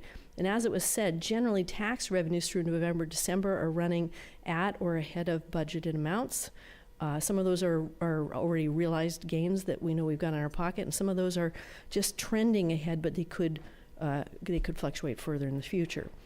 Certain expenditures are forecast to exceed previously budgeted amounts, and that's what we wanted to call to your attention. So just looking at the revenue numbers, you can see this is in the format that we present in the budget, but what you'll see is property taxes state sales tax and local sales tax. So those are our sales tax. And then transient occupancy tax. Those are the three legs of the stool that hold up the revenue at the city here. And when we look at those, we say how much have we received so far, and then kind of a comparison. We went back and said, as a percentage of how much we expect to see in the budget, how much is already in the door, and how does that compare to where we were at this time last year? And this is one of the little tweaks we had to do. Property taxes don't actually come in until December, so we had to kind of stretch over to December to give you some numbers on that, but the rest is as of November. So we can see in general, if we look down percentage received as of November, we're looking pretty strong in most of the categories compared to where we were at this time last year. We do see some weaknesses in charges for services. We're not quite as strong as we were at the same time last year, but that's definitely offset by the strength in property tax, sales tax, transient occupancy tax. On the expenditure side, these are our main categories: salary, benefits, service supplies, pension, debt, and capital outlay. And pretty much we're right on with where we were at this point last year. At this time of year, if everything was straight lined, we'd expect to be at 42% because we got 5 months done out of 12. Salaries and benefits are slightly behind this pace as the city has worked to fill vacant positions and replace positions that turn over. Services and supplies are on track as several of those major categories or contracts are billed on a regular basis through the year. Pension is a little bit ahead of time, and that's because we chose to prepay the pension up front, most of it, and we get some discounts and benefits from doing that, putting the money to work a little earlier. And then capital projects, we'll talk about that in more detail. So let me give you a couple of detailed slides on these. So FTE. If I may, just real quickly, if you can go back one slide. So I think that, Jane did this a couple years ago in the pension. So our regular CalPERS pension payments, we can spread them over an annual basis, but we pay about $80,000 more in interest. So for the past, I don't know, Mr. Barron and Mr. Emhoff we've been budgeting to pay that up front to save that much more in interest. And that's kind of indicative of a lot of the ways that we're trying to budget. So we're not just wasting money on interest, for example, when we have the capital to pay to make large payments such as our pension liability. Thank you. Yeah, for sure. So that's a benefit that we've realized, and we'll acknowledge that in the adjustments today and look at how that benefit is applied to other costs that might be incurred. So FTE. So right now, this is a look at the budgeted positions, and next to it is a look at how many of those positions are currently unfilled. The good news with the little stars is another 4 or 5 of those are already kind of in the pipeline and should be filled in the next couple of months. So, and this is, those being filled in the next couple of months are in addition to about 7 positions that have turned over and been filled just since June. So at the city, filling those positions is a constant thing. We're never letting down on that. And that's important to you because it's those people that are providing the services that have been asked for and are needed. So the other thing is, and this is super small, what we did last year is we had a mid-year budget. We also had a CIP, kind of 2 separate conversations. We kind of put those all together into one set of conversation and adjustments tonight. So this is a lot to absorb, but basically the first column is the total capital projects budget.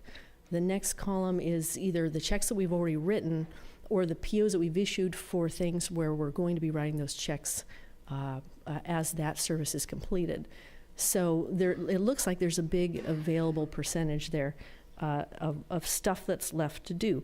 But I think what's important is to note that some of these things on this list are multi-year, but there are also many other projects where we've been doing the design and the engineering, and that takes about 60% of the time, but only 20% of the money.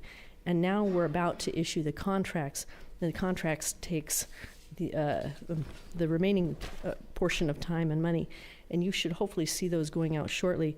We have 9 of these right now where they've just awarded it and construction's about to start, and we have 7 of these that are going out to bid in the next 2 months. So this available number is going to get much smaller pretty fast, and so I think we'll talk about how we can keep you informed on the progress of that. So that's CIP. So, given the fact that revenues are strong, but there are some variability, some variables in there, there were certain sections that were weak. I want to talk to you now about the adjustments that we've identified on the mid-year basis that we'd like to raise to your attention and potentially fix. So, and let me say that again. What we'd like to do is have the budget reflect what we think is going to happen, what we forecast is going to happen, and make sure you're on board with us as that comes to fruition.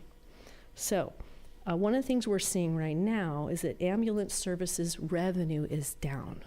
There's less calls happening or being fulfilled. There's also a certain amount of amount that's being collected and realization, but mostly because we have less runs on the books. So right now, we're not going to make the forecast revenue. We're going to be short. Planning and building permits, also down. That's due to the fact that we have less new planning and building permits being pulled, pretty much because we had a very large amount of those last year, and now those are actually in the pipeline and being worked on. But also because the budget assumed an increase in revenue based on an increase in fees that occurred, and without the increased volume, we also didn't realize the increase in fees. So those are two negatives that we're seeing on the revenue side that we wanted to bring out. A positive on the revenue side is that year-to-date activity and traffic safety violation collections is up. So we wanted to say that's something we have in our pocket. It's available for us that wasn't in the budget. Similarly, interest and investment earnings is up, and that's something that's available to us and can be used to offset expenses. So those are revenue adjustments. So expenses, let me see. I have 2 slides of expenses, so I'll try to move through them. So in the area of ambulance, the primary thing we're seeing is that overtime is way up. And right now, if we keep going as we're going to be over budget by the end of the year. So our forecasts show that we need more room in the budget for the overtime that we're incurring. Also in ambulance, vehicle costs are up. And again, we're okay right now. We're not over budget in anything in expense-wise. So this is about forecasting through the end of the year and making sure we have enough room, given what our experience has been so far. And in ambulance is mostly because we have unfilled positions. And we have unfilled positions because we're in the process of transitioning the ambulance services team. And so we don't want to fill a position and then put somebody immediately into a transfer situation. So running a little bit high in the overtime there. Fire. The fire's going to forecast by the end of the year be a little short on vehicle maintenance. And also, we had some contracts for services. Most of our fire is contracted out to another city. We had some bills come in that were higher than what we had been forecasting the run rate to be. And we had some very late bills come in that weren't in last year and probably should have been. So that adds up to about $86,000. That'll take care of fire and bring us through to the end of the year at the current run rate. Police.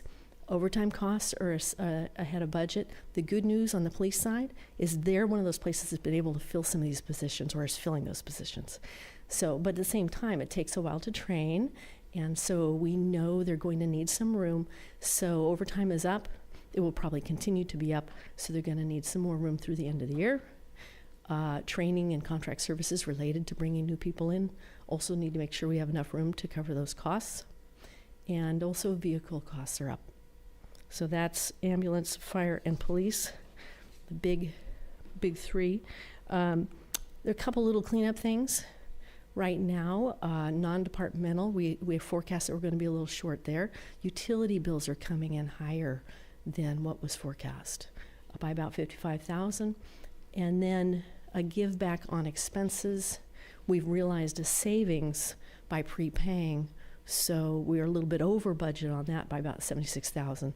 So that's something we can just adjust that expense down. Hopefully pay for some of these other expenses that are up. So that's the detail of the revenues and expenses. Tonight we're also bringing in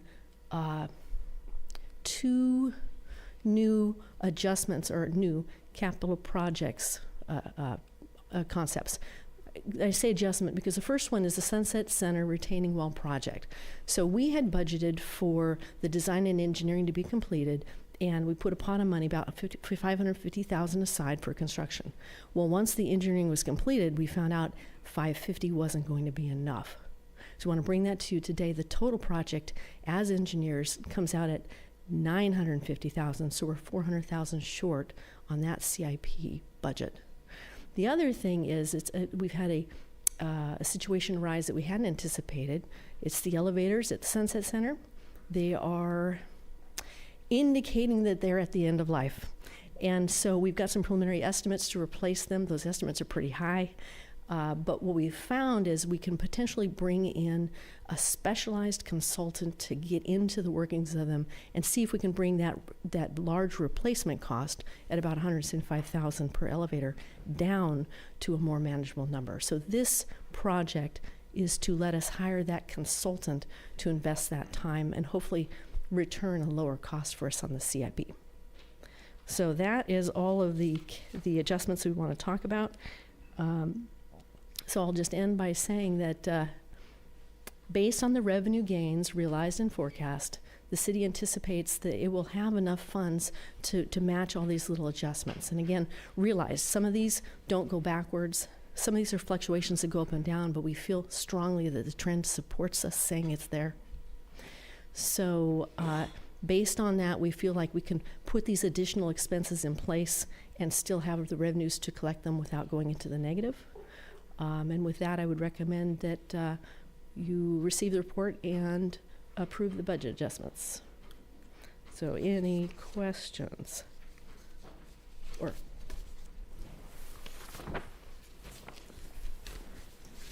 Is this when we can ask questions from staff? Yes, ma'am. Okay.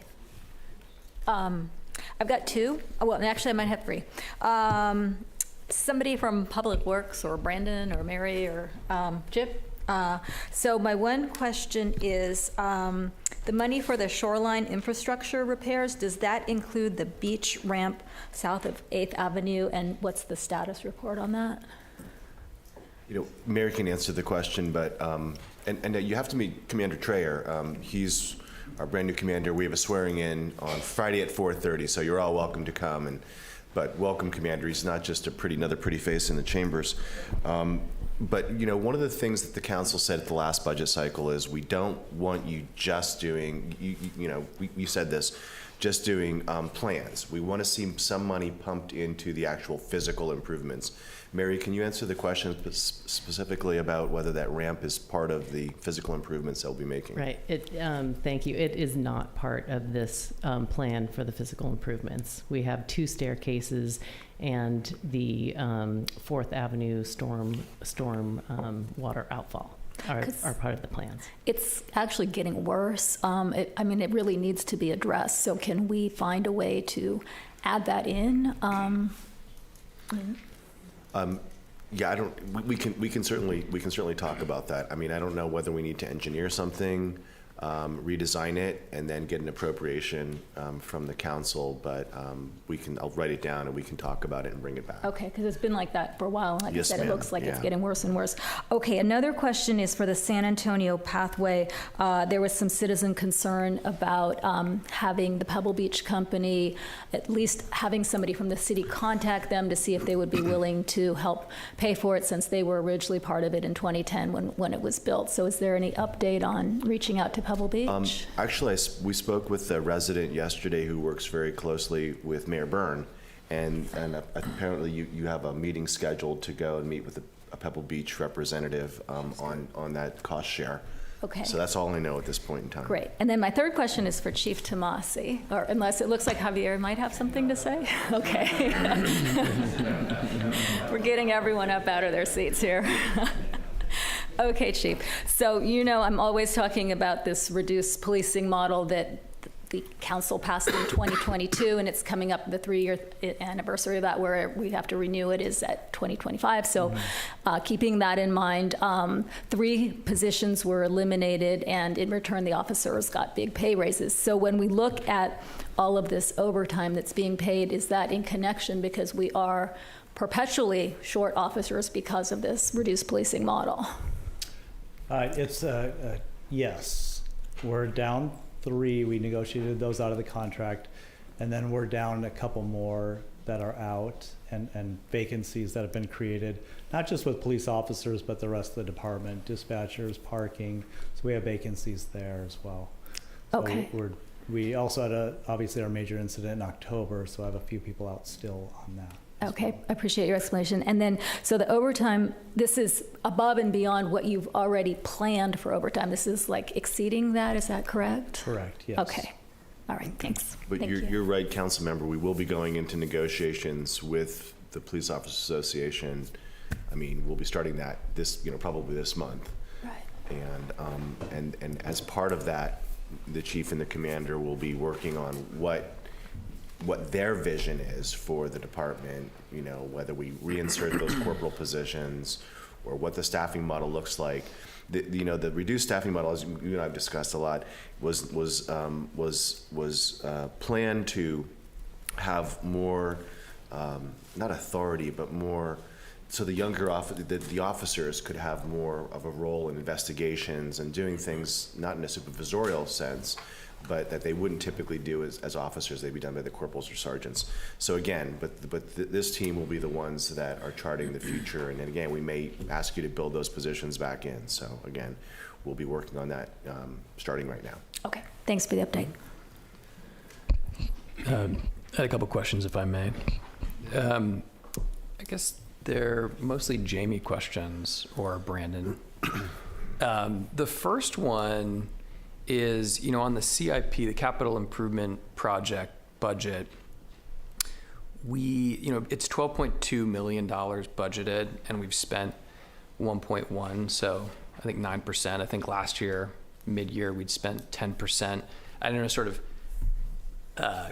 consistently, we wind up spending less than what's on this list, and just, I wonder if you could speak to that just so the public kind of understands kind of why that is and what you're thinking about doing, going forward. I mean, essentially, my understanding is the current practice is we basically take the entire project amount and layer it in, even if we don't think we're going to spend that necessarily this fiscal year. And so, curious if you could just, for the benefit of, residents, your thoughts on kind of that practice. I mean, personally, my thought is it kind of obfuscates, not in that gives it a sense that we're trying to hide something, which is definitely not the case. It's just, I think it obscures reality in a way that's probably unhelpful. And so I was wondering if you could speak to that for a moment. Yeah, so I think what you're talking about is sometimes when you have a big project, and I put it back up, you can see, I don't know, about 4 or 5 lines down, police building project, $3 million. You put something like that on there, and is that going to be done in 12 months? And the answer is some of it will be done in 12 months, and some will take longer. And in the past, we've kind of just said, we're putting it on, we're going to get it done. Don't worry, we're working on it. I think what helps for us to do on a go-forward basis is to take these big projects and talk about them in the phases. So there is a design phase, there is an engineering phase, there is a construction phase, there's a demolition phase. And we know all those bits, but they're all inside that. At the same time, we do need to come to the city council and say, are you okay with us starting this? So a good example is that wall. If it's going to take $950,000 to do that wall, we don't want to do phase 1 construction of $400,000 and then have the city council say, oh, no, we won't do phase 2. That project's too big. But now we have a problem. So what we'll probably do is say, we would like to talk about apportioning or getting approval of the entire project, and then we'll just keep you informed and up to date on the phasing of the project across time. We're able to do that with complete accuracy. Systems are designed for that. So, and hopefully that will give a balance to the two. The interesting thing is a lot of these are actually forecast to be in play in the next few months. So hopefully when we talk about the stuff that's carried over, it'll be a shorter list. Is that a... Yeah, that's helpful. And then the second one was, it was a question that I had asked just in sort of my meeting with you kind of offline and with Chip, but, and kind of, I guess, props to you guys, but the question I had was basically how are our cash reserves invested? And, I got back a very satisfactory answer, with sort of a schedule of maturities on various investments, and I didn't take the weighted average of every investment there, but it was sort of, I would say, kind of like in the high fours in terms of a 4% kind of return. And I thought that was very heartening. It was clearly something that you guys had spent a lot of time thinking about. And so yeah, I'm curious if you could just kind of share,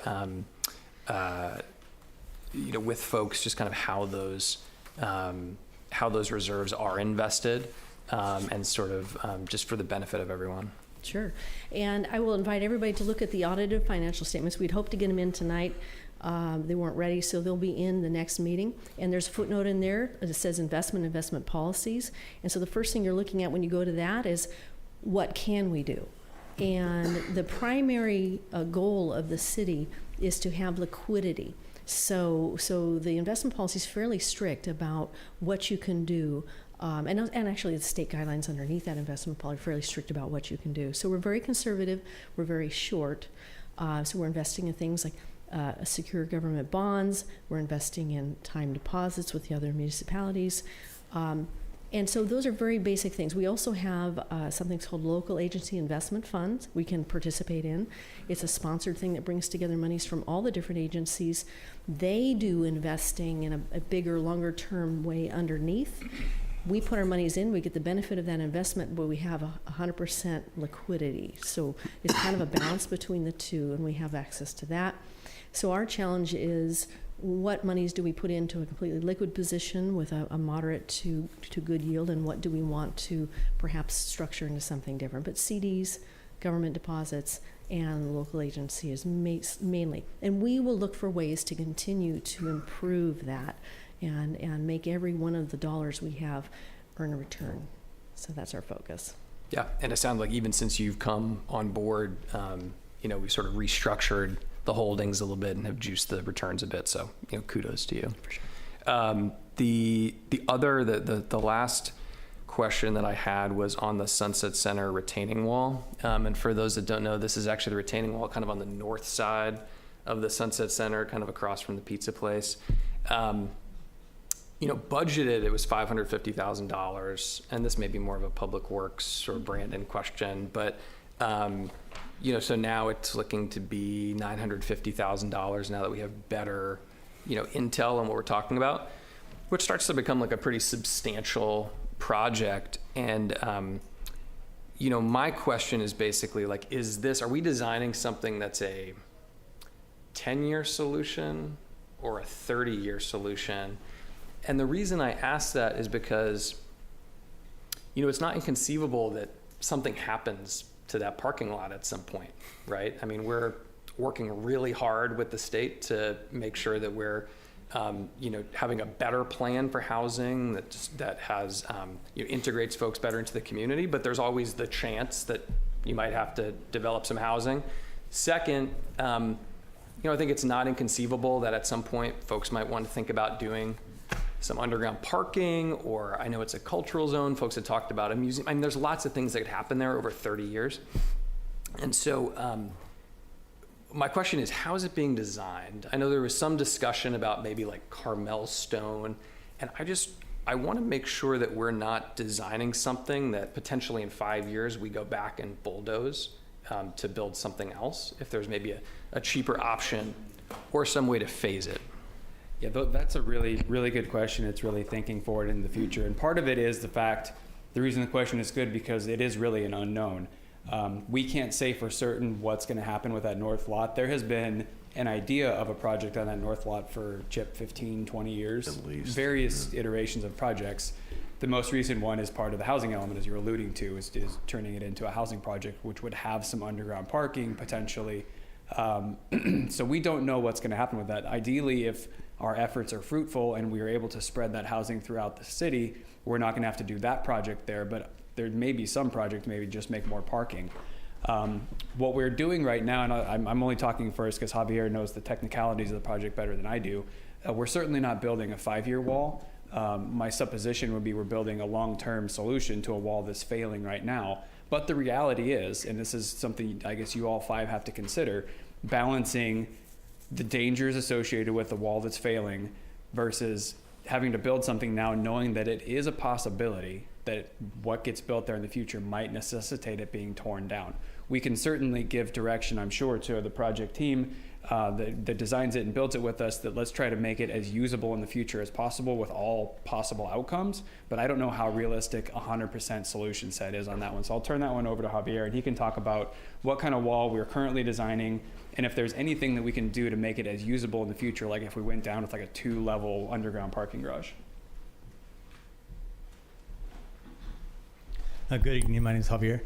So just to speak a little bit on the actual structure of the wall that is going to be coming in, we looked at different options. I mean, initially the price was a little further down just because it was, okay, what portions of the walls actually need to be repaired, right? So once we brought our structural engineer into place, they analyzed that, and it's not something where any of the wall is savable. Once you start removing portions of the wall, you pretty much have to remove the entire thing. That wall, trying to do like a seamless connection to the existing wall was just not a feasible alternative. So we do have to replace, specifically speaking, that one on 8th Avenue. I mean, you can see that one's leaning quite a bit. As far as the actual design of it, it is a concrete, reinforced concrete wall with a stone facade to give it the same appeal that it has now. But yeah, we looked at different options, you know. I think we even threw something through by planning, and then we were shot down, and it's like, so it's, so it wasn't happening. But at the end of the day, it's a wall that will be there, assuming it's going to be a permanent repair. Yeah, and you know, again, I don't know if it's a formal motion here or whatnot, but I would be interested in having staff just give that one more look to see if there's either something that could be a little bit more, you know, cost effective, or potentially to just explore that thought about, hey, if somebody was going to build something here like structured parking underground, how could we design something that they wouldn't just have to bulldoze? Or even at a minimum, if it was just, you know, maybe waiting to add that Carmel stone veneer just a little bit. You know, I live on Mission, and on Mission, on the north side, sort of just as you're coming out of Carpenter Hall, there's a piece that got repaired at some point, and it's just pure concrete, right? And that piece actually faces the street. So, you know, maybe waiting just a few years to see where we're going. We can take a look at that. So yeah, the idea that Bob Harari came up with was like a metal, not a chain link, but like a metal railing. And you know, it's that wall's probably been there for 100 years. So but we can certainly do that. And that's the kind of, I mean, that's beyond value engineering. That's just kind of common sense at this price tag level. But we'll certainly take a look. Could I just ask a question? Are we reusing the stone, or would it be new stone? Yeah, because Carmel stone's like kind of like compressed mud, we'll use as much as we can over. But I'm not hopeful. It's been on there forever, and it's spalling already. You can see it kind of falling apart. So we always try to reuse whatever materials we can. Okay, thanks. We still have some questions? Yes, sir. Discussion? I think you're still on questions of staff. We didn't go to the public yet. Just so we're keeping with the questions. Yes, sir. You know, I have a mix of comments and questions. So why don't we, as long as we have opportunity afterwards, That's the question. Then we'll go public and we'll come back. You were suggesting that you let's do both of his at the end after public. That's fine. Do we go through public? Because I think you've already had discussions, so a lot. okay. Why don't we go out to the public so we can have our discussion, because I think we're getting to that point now. Any public comments on anything related to the budget process that we just discussed? I think you wore them out. We've got one. Hello. Hello. Hi. My name is Maria Roos, and I have a couple questions, and it's kind of related to what you asked, Hans. Seems to me that if you look at the budget and you look at expenses, of course, it's always kind of scary to see more expenses than you have revenue.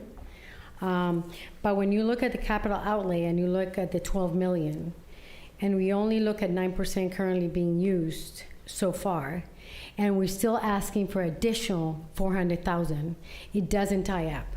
It seems that either we go look at those projects and see where can we get those 400,000, but also reassess the wall cost, because it's $900,000 for a wall doesn't tie up.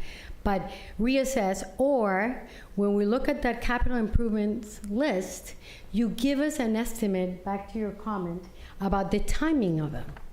Because if they're not occurring within the same the same year, it's really, we're mixing, it feels like apples and oranges. I'm sorry, if they have a duration of 5 years and you're telling me that the capital outlay is 11 million, I'm expecting 11 million or the original 12 million to be spent within the capital year of 2024, 2025. And it is confusing. And I didn't even find that page anywhere when I was looking at the numbers. I'm going like, it does not make sense. So as a citizen who loves to look at numbers, I appreciate if there's a little bit, if we can call it full disclosure, a little more clarity on how we're spending the capital outlay and the specifics of those, so that we can see the benefit of those, or we can offer opinions on the ones that we think are not like an out of budget, like a $900,000 wall that seems really expensive. So I appreciate if that could be included as we present budget thoughts. I think Councilperson Delve's comments will probably resolve some of that. Okay, thank you. Okay, I appreciate it. Mayor Pro Tem Delves now, sorry. Okay, thank you. Appreciate it. It's easier to say. Any others? How about out and online? There's no hands raised on Zoom.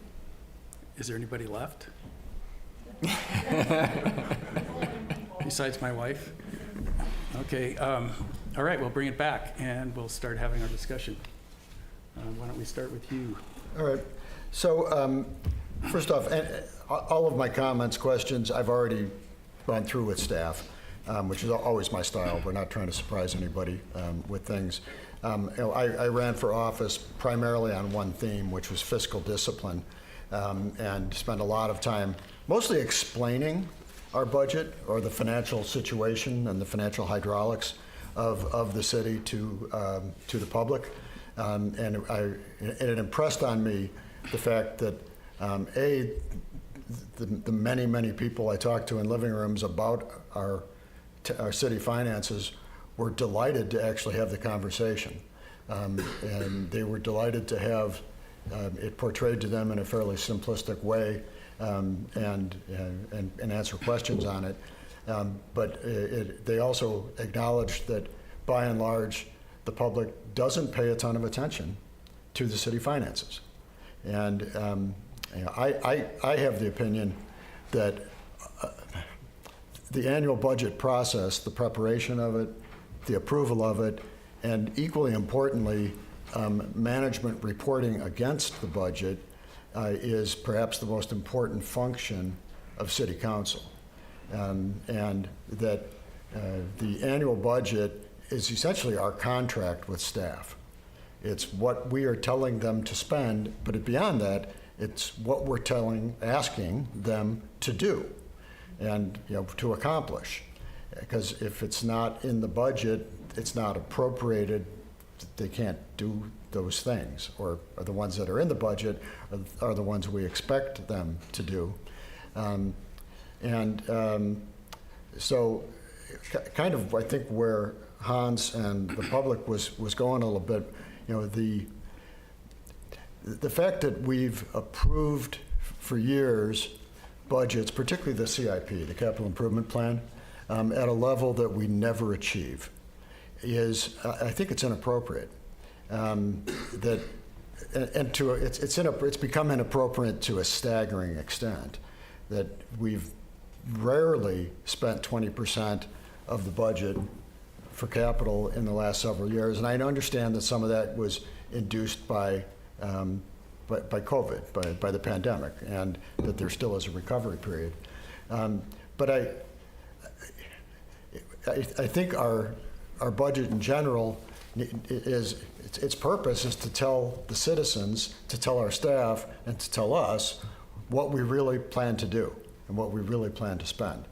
And to have, for example, a $3.5 million item in the capital improvement plan for a police station is telling the people that we intend to spend $3.25 million on a police station this year, when it's not our intent.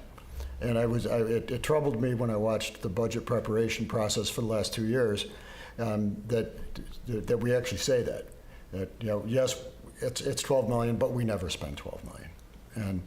And so I'd like us to, going forward, start to explore perhaps some different ways. And Jamie, you've, I think, come up with some ideas already. So let me get to that's kind of the questions I asked. The first thing is just on this mid-year update, that I found it light, and that my expectations were higher and they really weren't met. And because really what you did is, and I understand it's what you have been doing, and for the stated purpose, it satisfies that purpose, which is, all right, it's kind of just how we doing?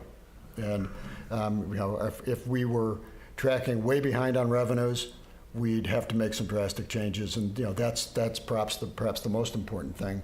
And we're tracking ahead on revenues, so you say, okay, sigh of relief that's not a terrible challenge this year. And on expenditures, same deal. But even we're not tracking against budget. We're just telling percent spent of the budget and then comparing that to last year. And for that to be meaningful, it assumes there's no seasonality in revenue and no seasonality in budget and expenditures, and we know there's tremendous seasonality. So my expectation when we have, and whether it's a quarterly update, a monthly update, or a mid-year update, is that it gets into a lot more detail, and that we're actually comparing all the line items in the budget year to date against where we thought the budget would be year to date. And that's just what I've been not accustomed to only in the private sector, but in the public sector. And that actually requires you to really prepare monthly, to take your 12-year budget and put it into a spreadsheet that has 12 months, so that that we always get 80% of our property tax in whatever month that is. And if that doesn't come in that month, that might be cause for alarm. So, and Jamie, you can interrupt me or Chip any time, but my kind of the response from staff was open-minded on that, and that yes, this is what it is. That what I describe as light is what it is. Secondly, this focused just on money, and it doesn't focus on outcomes. And in the budget process, when you prepared the budget, each department had identified goals and objectives. They always list accomplishments from the last year, and then you list goals and objectives. Okay, how are we doing against those goals and objectives? And I think going forward, we can get a little bit more granular on some of those goals and objectives, so we have more to measure against as we're going, because that's really a lot of times the only way you can measure performance on an operating level, because operations are driven so much by labor and services. And spending doesn't really tell the story. Spending just tells the story whether we've hired people or not.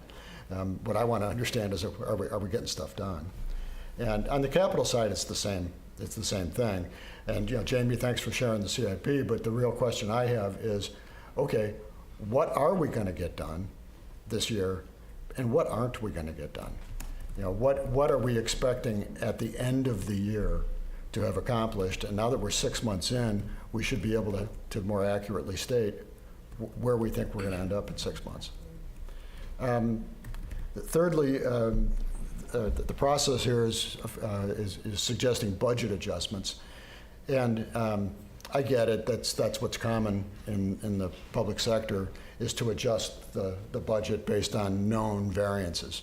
And typically in the private sector, we don't adjust budgets. A budget is an annual budget, and you acknowledge with monthly reporting that you're incurring variances to budget. Variances to budget are okay. You learn from those. And typically when you start having significant variances, you go, well, next year you acknowledge we didn't do a very good job of budgeting this last year, or we had unexpected things. And typically what you do is you approve variances to the budget without adjusting the budget. I'm okay doing budget adjustments because it's more the norm in the public sector.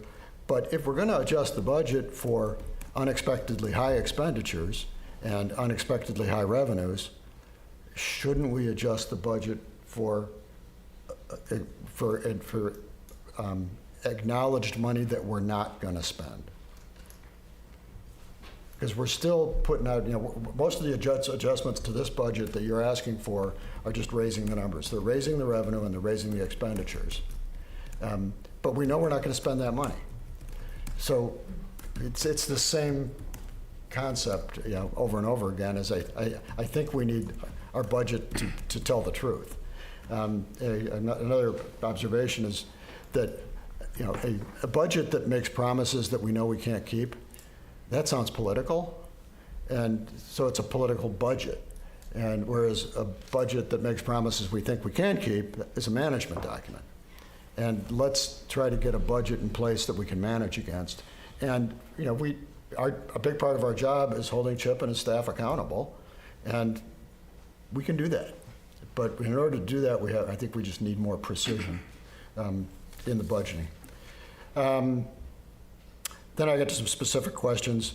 Exhibit A includes a line item to adjust the tax revenue by 1.145 million.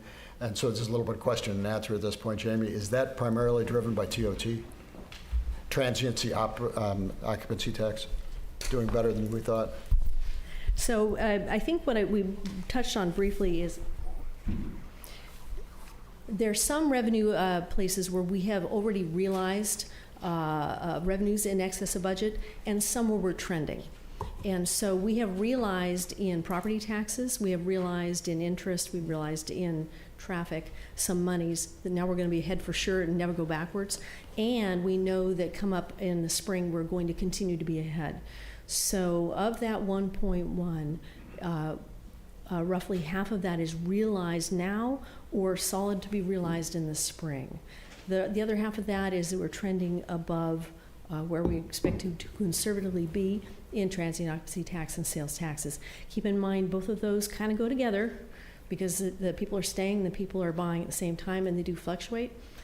Based on the forecasts we have from external advisors looking at our local economy and also the economy in the state and the county, we feel comfortable that those will be that extra room above budget will be there, but we don't have a definite number that we've been able to solidly put in front of you and say for sure as far as forecast goes.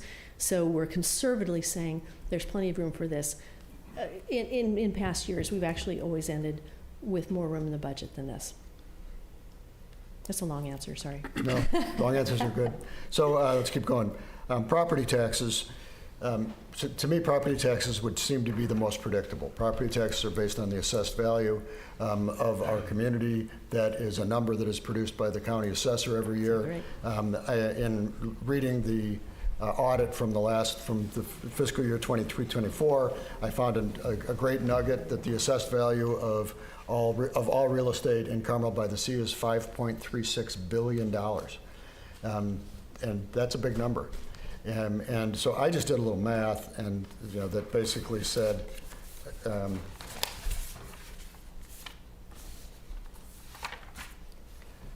so it was during that year, we would generate $8.6 million in property tax revenue based on an assessed value of $57.5 billion. So if I take 1 as a percent, and that 57 billion in assessed value is taxed at 1%, for property tax, according to Proposition 13. So that means our basically we're.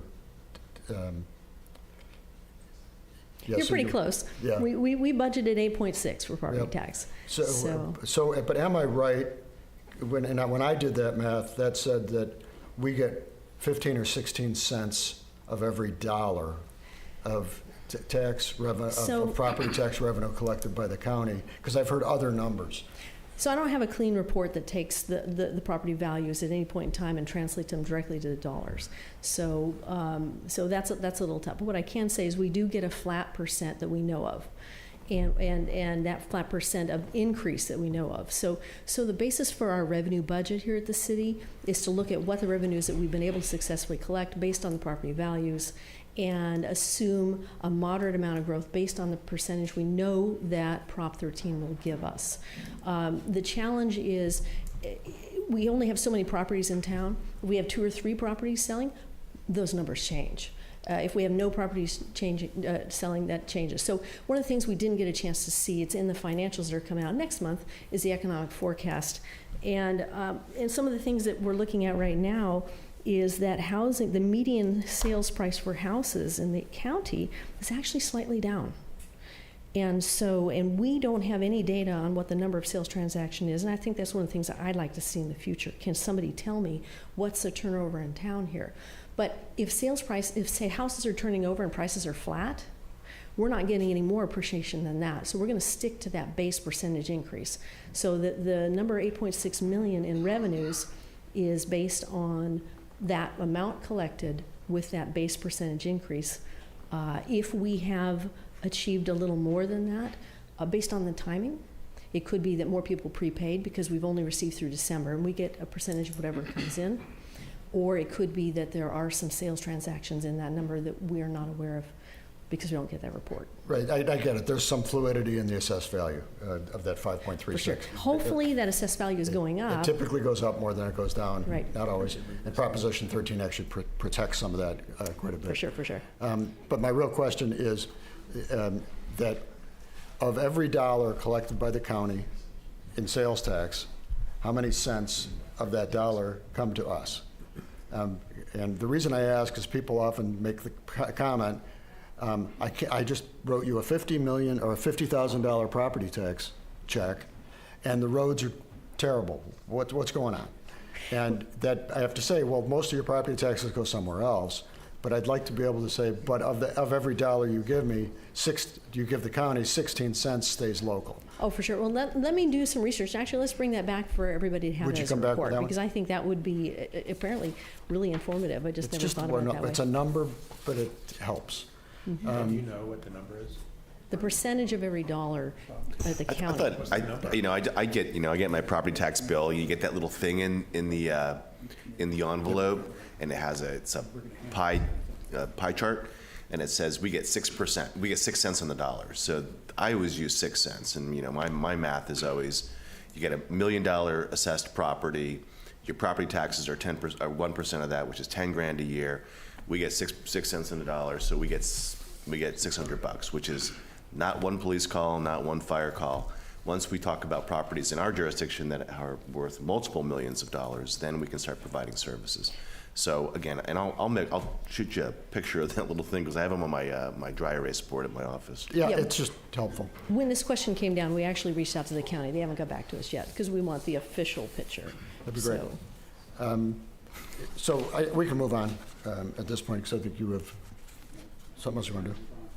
What we are going to do is we got a lot of great questions from Mr. Bruder, Mr. Delves, and Mayor Byrne. And a lot of these questions actually have been asked by Councilmember Dramoff and Barron in the past. In fact, Mr. Barron just asked me yesterday to separate budget adjustments by revenue and expenditures, which is something that we'll do. So as Brandon said at the beginning, introducing this item, we want to have our reporting evolve. So we're really excited to get new questions and to get input from the public so we can answer these questions. But we're gonna list these as we do with our budget document. We're gonna list these questions and we're gonna answer them, and then we're gonna put them on our website. And so any questions, we received a question from my pickleball friends in the back that we'll add to the list, and we'll answer them, and again, we'll keep that as an ongoing list. Could I just add a quick comment? I agree with Councilmember Bruder and Delves with your concerns with the CIP. And in fact, the past 2 years that I've been on council, I voted against the budget because to me it didn't make sense to be giving $12 million when we know we're not going to be spending $12 million. So I share your concern with that, and I hope we can do something about that. And then furthermore, I think perhaps maybe some of the blame lays with council that we are saying Public Works here, 12 million, do with it, you decide. Maybe it's up to us more to say these are the projects we're going to do, And like Chip always says, there's no bad projects, but maybe we need to do a better job as a council saying, we like all these projects, but this is really what our priorities. And then maybe push some back for 2 years from now or 3 years from now, rather than saying, we're gonna spend 12 million, Public Works, go for it, when we know it's not gonna happen. So I think that's something we could all work on. Can I make one last comment? I appreciate that comment, Councilmember. That, you know, I think I'm looking at Bob's writings over here, and he's got, you know, a lot more that he's prepared, and I frankly had a lot more that I'd prepared, and this is like the tip of the iceberg of what we've already asked Chip and Jamie, you know, in private. And I just wonder if there's some way to create a forum for those types of questions that the public could benefit from. And so, you know, I don't know if that's making some of these budget reviews kind of a standalone meeting where we can go a little bit deeper, or having a finance committee as kind of a standing committee. But, you know, that's something that I think would be beneficial. Good suggestion. We're discussing the possibility of having it would be probably a standing committee, but we have to take all the information we had earlier and figure out what kind it is. But I think it's obviously a good idea. I mean, and I contributed some of his list, and we could come up with a lot more. So, but it needs to be an ongoing process, clearly. And the good news is staff has embraced that idea a lot, you know, and it's nice that Jamie says we have some software that can help us do some of these things already in place. And if not, we could probably find it. So we're not prepared to talk about that tonight because it wasn't agendized specifically. So, but we are going to bring it up at the 14th meeting, I think? No, sir. We'll bring it up in the February meeting with Mr. Delps. The February, okay, we're going to wait. There's actually no hurry because it's going to be a committee and it's going to just keep going. So, but I'm impressed. Can I say that? Sure. We've got an engaged council in the finance area, and that's important. And I'm sure that staff would like to have all the help they can get because we're free.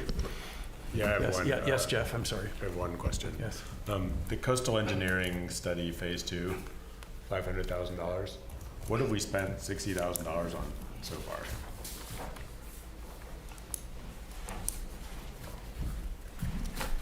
I share that question. Sure.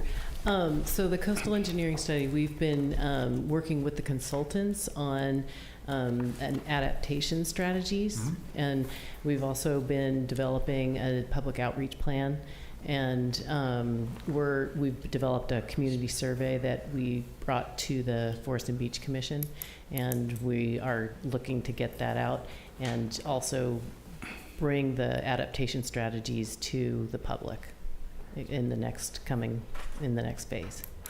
Okay, so if I asked you, I could see that documentation. Is that documentation in the Forest and Beach Commission packets?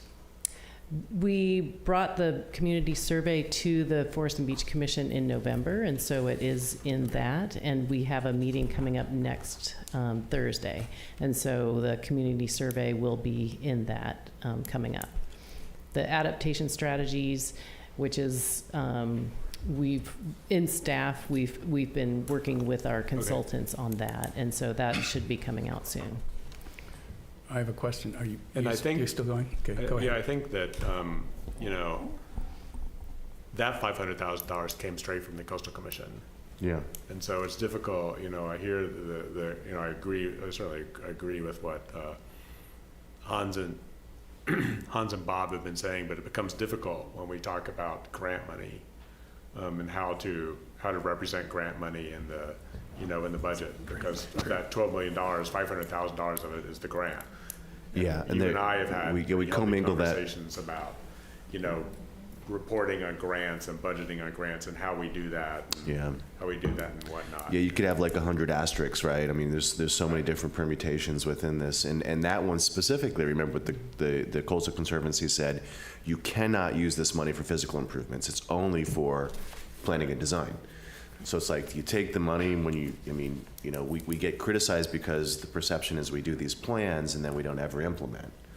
Well, but that's this grant was specifically for the planning and design. So hopefully we'll take those plans and we can implement them with future dollars. Yeah, and I heard the comments about the finance committee are are certainly well taken. But if we're going to go down the road of having a finance committee, I would rather that discussion be part of a larger discussion about whether that's the only committee we need, whether that's the only committee that is worthwhile. I agree, Jeff. So I'd rather that discussion not be limited to that one. I would agree with that, and we'll have to talk about how we agendize that. Yes, sir. Okay. I'm confused. Thank you for asking that question about the 400,000, Jeff. I had asked for the very report that you just asked for, and I was told that we hadn't approved the $400,000 project yet, and that it was going to come to us. No, I'm sorry. I'm talking about the coastal engineering study is different. The coastal engineering study is a $500,000 item that represents a grant from the Coastal Commission to study adaptation strategies for rising sea level. So a specific purpose grant. And that's different from the $400,000 shoreline infrastructure repairs, which is the repairs on particularly the repairs on the two staircases and 4th Avenue. I understand. And then sorry. If you can come back up, Mary. So I thought you had mentioned the $56,000 I'm sorry. for the adaptation plan. No, that's the adaptation plan. That's the grant from the Coastal Commission. That's part of the coastal engineering study. $66,000. It's 5 lines Okay, up. so the 400,000 has not been approved yet? The That's the shoreline infrastructure repairs? No, that has been approved, and that we are going out to bid on that one. But we've spent 56,000 on design, even though it hasn't been approved? Okay. Javier can answer the question. Because I had asked for a status report on. Yeah, sorry. On that shoreline infrastructure repair project, we did consult with the project management firm. And so the $56,000 you see spent on there, we publicized an RFP. And so that went out to the public to acquire a repair plan for this project. But you can do that before the council approves the 400,000? The 400,000 is approved in the budget. Okay, so I got bad information. Okay. All right, that's good news. I'm happy about that. Right. Because we're actually getting the work done because it's important. Yeah, everything in the first column is budgeted, right, wrong, or indifferent, but yeah, you've already. All right, it was a confusion, okay. But you would come, don't leave yet. You would come back, I mean, if it cost $150,000 to repair one of the two staircases. Yeah, you have to award the contract. Yeah, that's beyond one of those my. contracts will come back. Those contracts will come back to us. Yes, so sir. I think you forgive me if I'm wrong. What the mayor's talking about is that some of the contracts that we do are less than $50,000 or whatever. Is it 60? Isn't my limit 60,000? Yeah, so my limit's $60,000. So anything over that. So if the engineering contract was $50,000, staff can enter into Yes, that, sir. given the $400,000 budget without coming to us. But the actual repair will certainly be more than $60,000, and you will come back to us. Right, and the $56,000 that's been spent, that contract did come to you also. Oh, okay. So it's part of a bigger contract that came last fiscal year. So we're not, to wrap this up, you're asking us to make a motion to approve the 50 and the 400, which I'm not prepared to do because I need more information on that wall. I can't.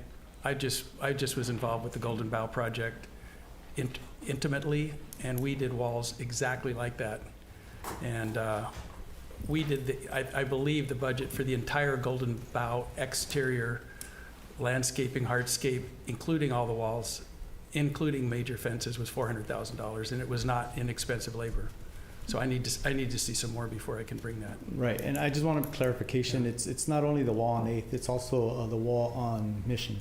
So there's a portion of the wall on Mission that's failing as well. Right around the corner. Right. I know so those walls it's the really two well. walls that are coming across. So Golden Bough is 400. This is 2 walls, 400. Yeah, but it was a lot. If you've been to the Golden Bough, it was a lot. The exterior. I really need more information on it. And the detail on the design, the detailing on the keyways and all that stuff we can get into, but it's an extensive repair. Alluding to what you were saying there, council member, it's an engineered wall to last a lifetime. It's not something that has a 10-year life. I went through the whole trellis project with Sunset Center and other things where in the end we didn't approve it after we did all kinds of design work. Right. I really need to see more on it, and I don't think we're in a huge hurry on that, but I mean, I don't know, can we bring it to the next meeting with some more? Yeah, of course, detail? absolutely. But I think the modernization of the elevators, I mean, that's kind of more critical, right, from the safety perspective. So if you could make that budget adjustment, I think that would be helpful, so we don't trap someone in that elevator. But again, it's like the trellis project where we approved 40, and then we didn't like it. We approved 40, and we didn't like it, and then it came to the council at the budget meeting and found out it was going to be a $400,000 project, and it was dead. And we spent $80,000 and have nothing. And the whole thing could have been built for 50. So I need to, are we approving $1 million elevator at the end of this? I have no idea. Well, I think, Perhaps to clarify, we already have estimates at $175,000 per elevator For the new ones. for the complete tear out, take apart, put back. Those are rough, right? The box stays the same, but they remove all the components. So you're saying for $350,000 we got 2 new elevators? Yes, but Well, when we think we will not rehabilitated have elevators, they're not new. So, I just would like to see more data on that before I approve the 50. well, the issue is we don't have the expertise to get you any more data, but we can say the plan is the 50 will get you more data and it will contribute to reducing that ultimate price tag. So it's an investment in a better request. Can you give us more data on the total cost of just buying new elevators without the 50,000? That's what I'm saying. Right now, our estimate is 175 Yeah, per we elevator. have written estimates on those, Mayor. Yeah. So 175 per. I mean, and that's it. So what we're trying to say is we could bring that in as a project. This idea was to say, that may not be needed. But are we in a big hurry on this? So the concern is we do have the season coming up where we're going to be using that center more, and you could have one elevator out or you could have both elevators out. At a minimum, we're hoping we only ever have one elevator out because I think one's in worse condition than the other. Help me, other council members. I need more input. Well, I think that this is sort of my view is that this is sort of the perennial question. The new elevators are, I'm going to parrot this back to you. The new elevators are $350,000, and so we can spend $50,000 and figure out whether we can spend less than $350,000, right? So tonight we could approve, so the elevators are pretty urgent. So tonight, those are her words, not mine. Yeah. So the elevators are pretty urgent. We could allocate $350,000, and Chip could take the paperwork he has in his office and sign it, and we could spend $350,000 and buy 2 new elevators. Or we can spend $50,000 and figure out how much it's going to cost to repair the elevators. And hopefully that'll be less than $300,000, and we'll end up in a better situation. Having put in elevators, I think that's the question. Elevators are not easy. Yeah. They are not easy, and I have a lot of heartburn about taking some old clunky elevators and trying to patch them together, and it's going to be back to us. Same with the old fire engine. We're spending $50,000 a year to repair a fire engine, and we've repaired a street sweeper, and we finally came to the table and we bought a new street sweeper and a new fire engine. It's just like good money after bad, I don't know. I can give you one little hint. What I'm understanding is each elevator's manufacturer is different. Yeah. And so depending on which manufacturer you have is how it performs. Yeah, the challenge with elevators is there's only a couple of companies. There's the elevator company, there's ThyssenKrupp, and there's Otis. And they're all based in San Francisco, so you have this travel time. We can get you more information. Can we get some information quickly? I mean, I'm not afraid to make a decision. We'll share the estimates. If you think you can get 3 votes on this, we can do it. I'm okay with the 50,000 on the elevator modernization because, like you said, it's either the repairs or we need brand new ones. But I do share Councilman Butter's concerns about the wall and your concerns about the walls.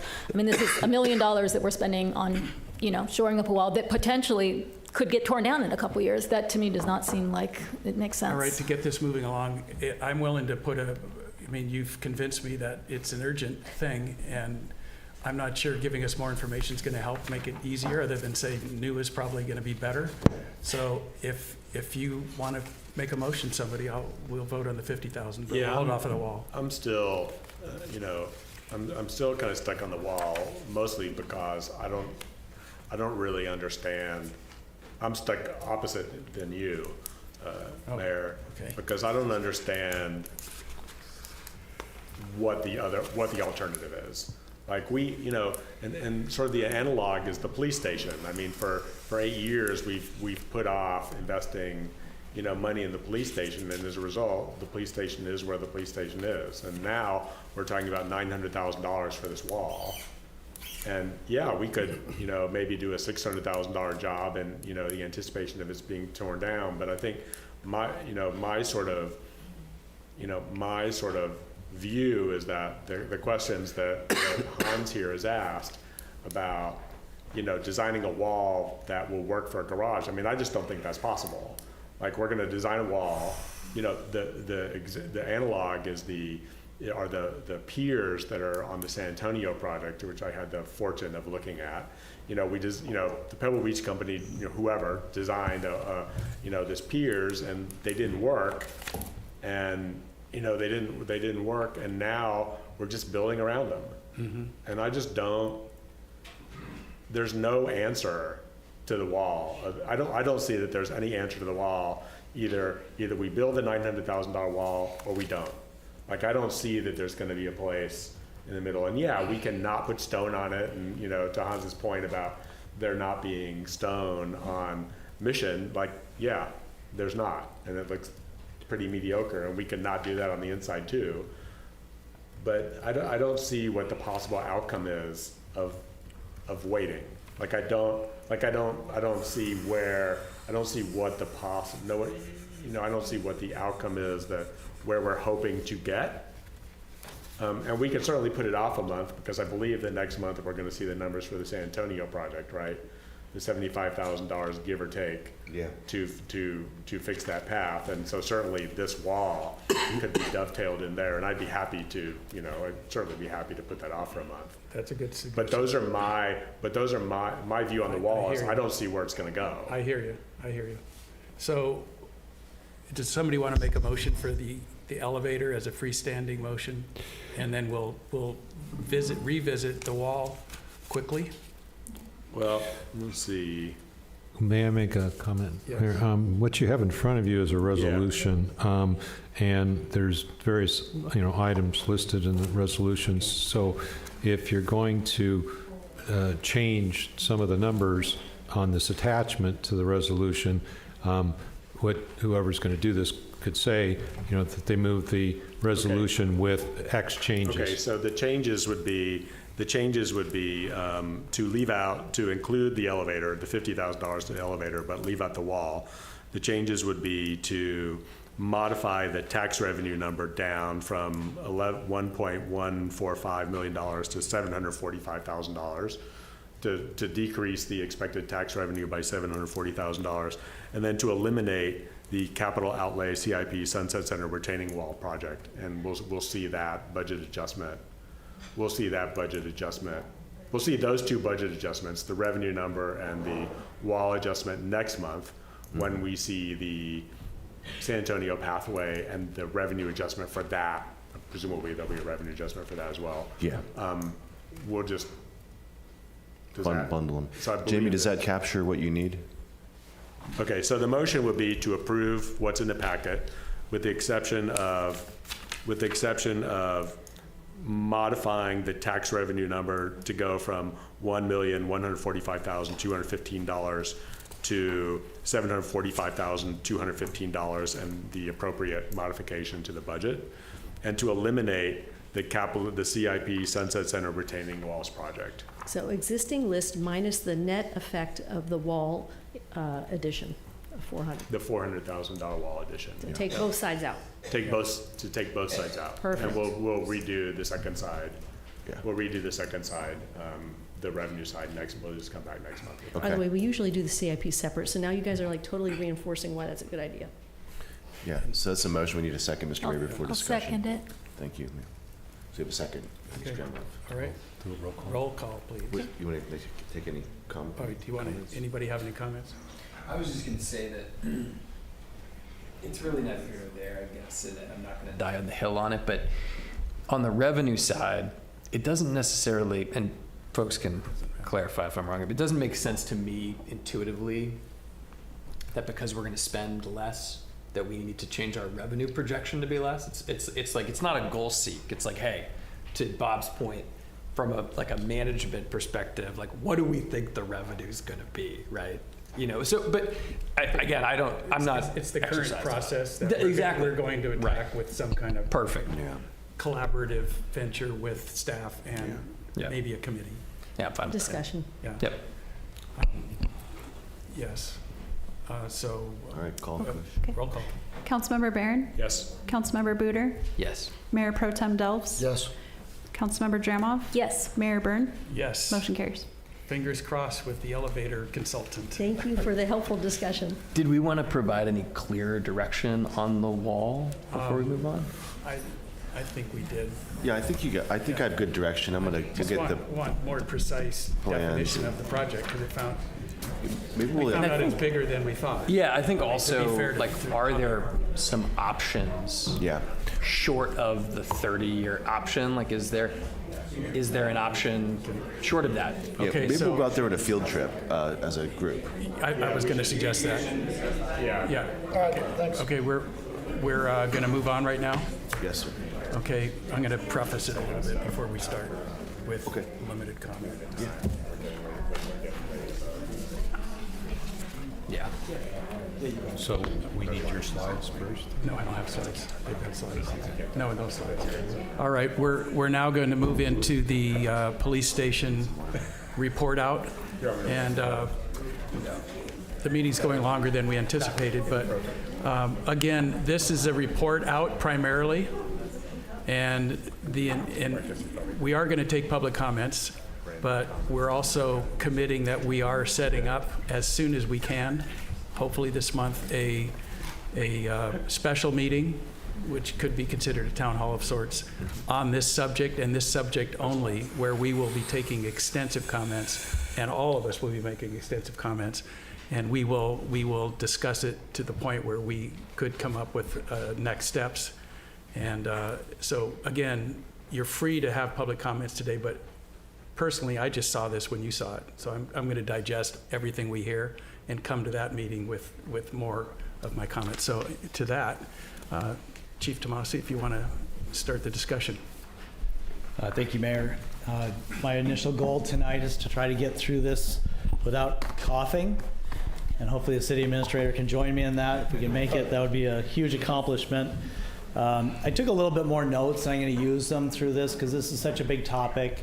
I want to make sure I capture everything we want to cover and talk about, and I appreciate your comments in the beginning. So without further ado, good evening, Mayor and Council. And this evening I am providing you with a status report on the police building renovation project with an overview of the conceptual design for renovating the police and public works building. As you know, this has been a 7 going on 8-year-long project of a building that's over 50 years old. In 2017, we began discussing a renovation project, and the project has taken many turns along the way, including a significant pause during the pandemic. Over the past 3 years, Council has made the police building a top priority. In June of 2022, Council appointed an ad hoc committee to guide the development of the police building project. In June of 2023, a professional services agreement was signed with Indigo Architects to perform a building assessment, essentially a conditions report of the building, and then to develop space programming needs for the police department and to generate a series of schematic designs. 1 year ago, in January 2024, the ad hoc provided a staff report to Council with the conditions report and the space programming needs. The conditions report is an important document because it further identified deficiencies with the building, including mechanical, safety, and code violations. As we just heard from Councilmember Barron, these are items that were put off for several years while we discussed the police building, so we kind of shelved a lot of these projects. But in the end, what happens is you start getting a building deteriorating. The needs assessment was complete by staff to identify what would be needed to address space for the police, including meeting safety, security, and legal requirements for contemporary policing. In that staff report, one of the recommendations made was to explore building on an alternate site, such as Vista Lobos. Also included in the report was an initial cost estimate for the building on an alternate site and to renovate the current police and public works building just to get it up to code. That initial estimate provided was $30+ million. From January to July 2024, there were a number of ad hoc committee meetings, public listening sessions, and tours of both our police and public works building, and a tour of the Salinas Police Building to see what a modern contemporary police building looks like. In the July 2024 council meeting, this was a culmination of all of the meetings, public input, tours, and listening sessions. The ad hoc presented 3 options to council to consider. The first one was to evaluate a new police station on an alternate site. The second one was to demolish the existing police public works building on the existing site and rebuild and or maintain the bones of the existing building and renovate and expand on the existing site. Council's direction to us was to pursue option number 3, which was to maintain the bones of the existing building, including finding ways to accommodate all police department programs, public works functions to the extent that space was available, and to identify public works functions that cannot be accommodated on site and consider program growth for the next 50 years. Today's meeting includes a review of what Indigo and staff have developed as a schematic design. These drawings demonstrate key operational functional requirements and needed adjacencies, and these plans, when you see them, do not show the style of architectural character of the building. That's important. You're going to see some blocks. That's not what the building is going to look like. These plans show function and adjacencies, and not the design of the exterior of the building.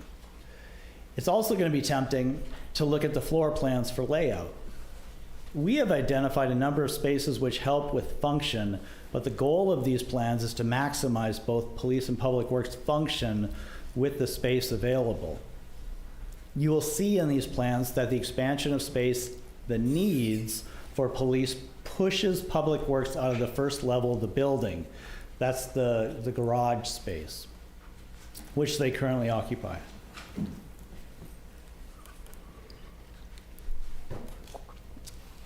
In our assignment, we focused on building something that will support both police and public works on site with improved accessibility, parking, and resiliency. All other design disciplines, including structural, electrical, and mechanical engineering, still needs to be completed, which will impact some of the areas preliminarily identified in these plans. So we don't need to dive in. I mean, we can analyze it, but these are the plans that we identified as the needs and the space requirements with what we have.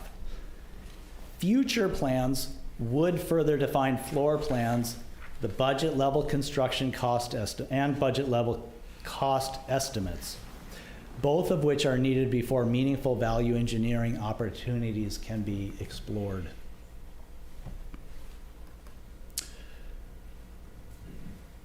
Here's our police department as it is today. So before we dig into the plans, I want to show everyone, and I know everybody here has been to the police department, but take a look at what you see when you approach the building. You initially approach a series of steps leading up to the police department. If you count those steps, it's 19 all the way up. And I'm sharing this because if you look at this bottom corner slide picture, that is the level that Indigo has proposed bringing the building, the patio to. So when you look at the police department from this level, you are actually looking at the second story of the building. It may not be easily captured in the designs, but I want everybody to see that. So that's the second story, and you'd be looking at a first level. So currently we have 2 underground floors, right? The middle section and the basement. We're bringing the middle floor to ground level.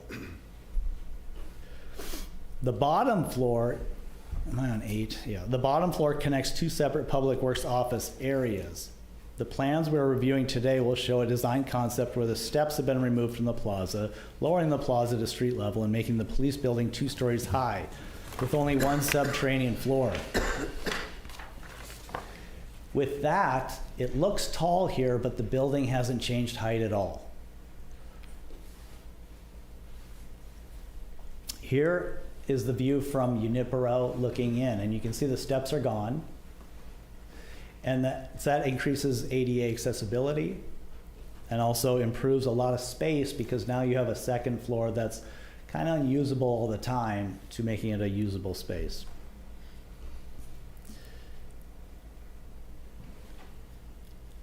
Here's a look from Torrey's.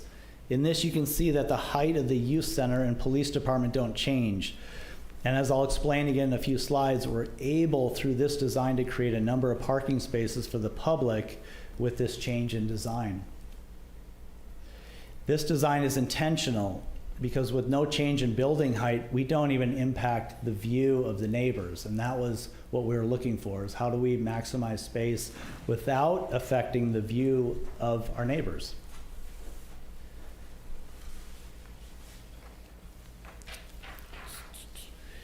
In reviewing the plans, I'm going to go over each floor plan, and there's 3 levels. I'm going to begin with level 1, which is the garage floor. One of the things you're going to initially see is area shaded in blue. Keep in mind that in order to meet the needs of the police, a significant amount of the building is being taken, thus creating space requirements for public works, and they're being pushed out of their existing space. Our assignment was to maximize the space available to accommodate the police needs and as much as possible public works to the extent that space is available in the yard on this piece of property. I'll first explain the existing building and the police function, and then I'm going to remove those blue covers and I'll explain the public works area just to try to keep it a little bit simpler, hopefully. When we look at this, and I want to use my pointer, but I know the city attorney is going to get mad for me pointing a pointer, so I won't. But if you look at this, the non-shaded part is the existing building. This is underground, so we have a drive-in area already.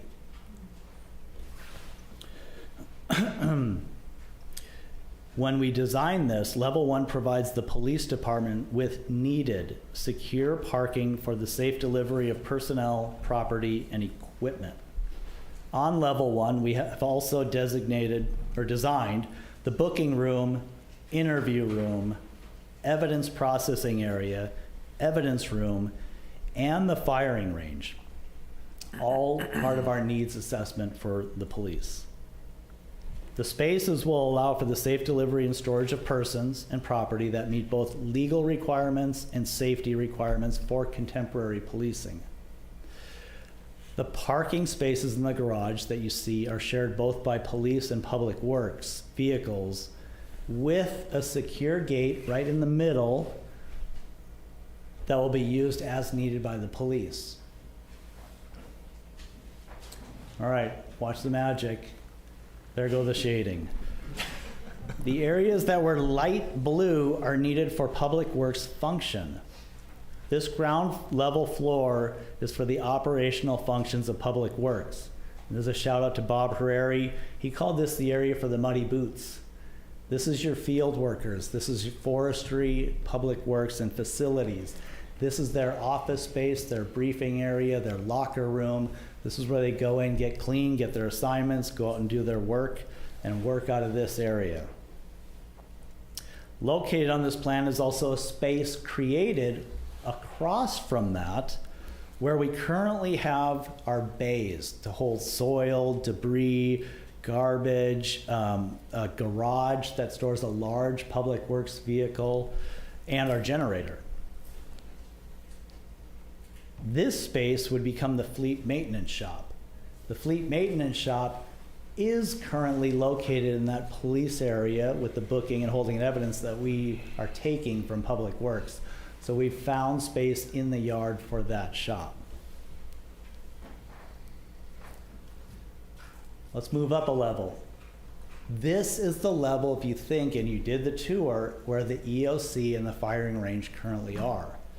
This now becomes the first floor of the police department from the ground level. As you approach, this is where you're going to walk in. The main entry point for the police building, and here we have a main lobby. I wish I could zoom this in, but I can't. With a multi-purpose room, which was a needs assessment. We can use this for a community room, a briefing room, an emergency operations center, and we have access right off the lobby, so people don't have to go into the main police department to actually use this. We also incorporated a small interview room, as we discussed, as a need, because that's legally required to hold a juvenile for a limited period of time, or so people can have some privacy when they come in to make a report with the police officers right in the lobby. Did I say store? House? No. Sorry. Chief, we did, one of the council members asked if we can get digital plans, and I'll introduce Mr. Muir for those of you who don't know. Mr. Muir is our consultant, area professional on this, and he's the retired city manager from Monterey, my mentor. And we will get digital plans from Mr. Hammond, the principal who worked on this, so you can zoom in and look, walk around the plans. And there is a flyover as well that we'll present, Mr. Mayor, at the study session when we have that in the future as well. Thanks, Paul. Sorry. Yeah, you're welcome. Not only an interview room in that lobby, we have a restroom, which is something we don't currently have for the public. So that was one of the other needs. Also located just off the lobby is the dispatch center, the locker room for all the officers and employees, and then a small gym area right behind, next to the locker room.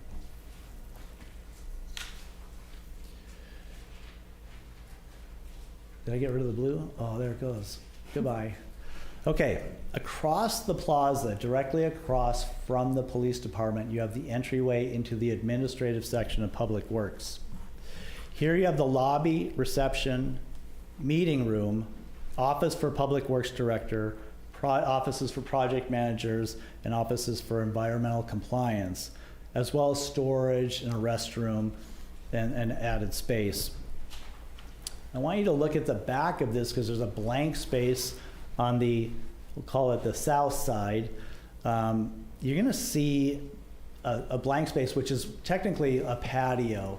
And you might wonder why we didn't use that space. But we have residences right there where it says Public Works Building. That's actually apartment buildings. And part of this whole design plan is to not affect the view of our neighbors.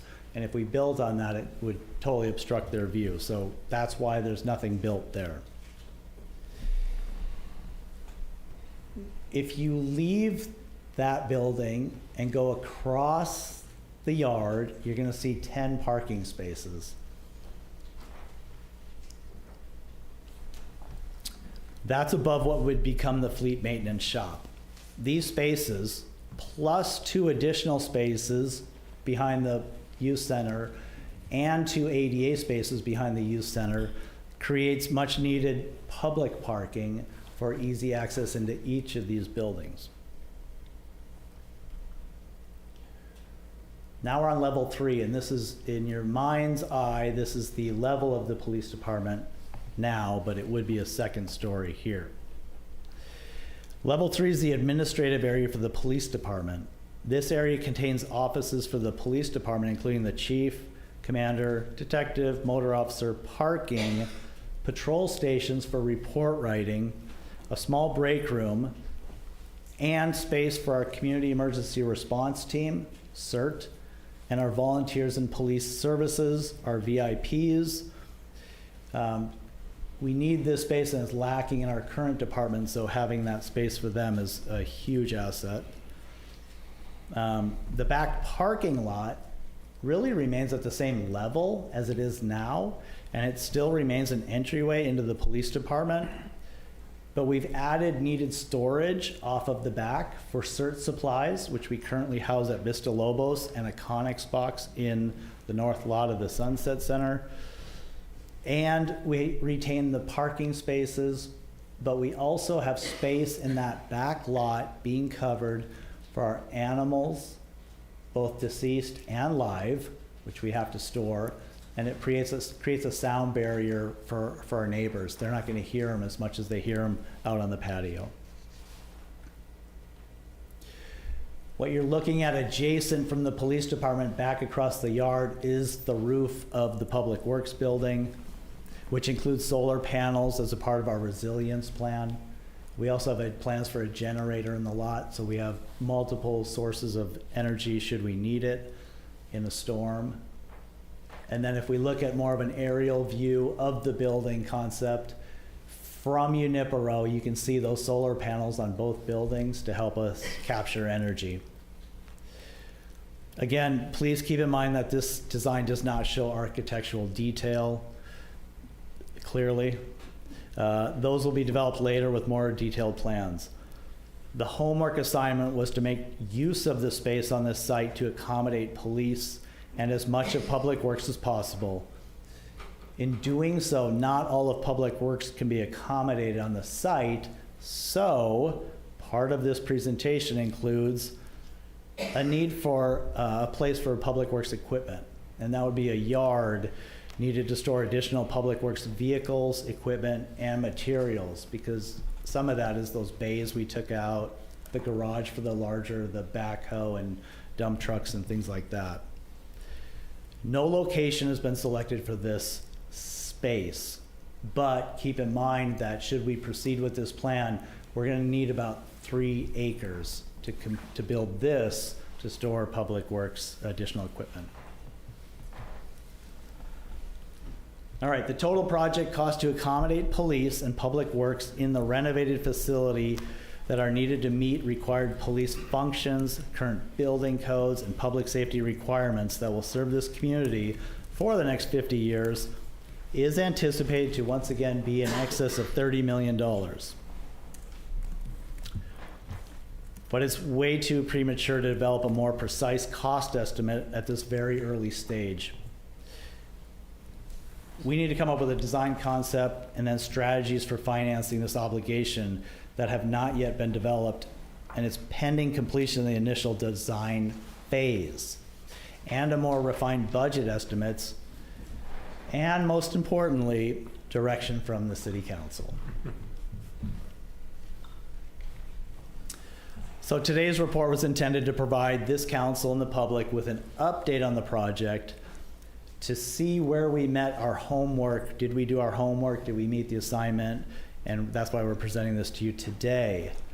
We really do, staff and I know council encourages questions and comments, which we're going to record, and we're going to be prepared to respond to those at a future meeting, should the council elect to set that.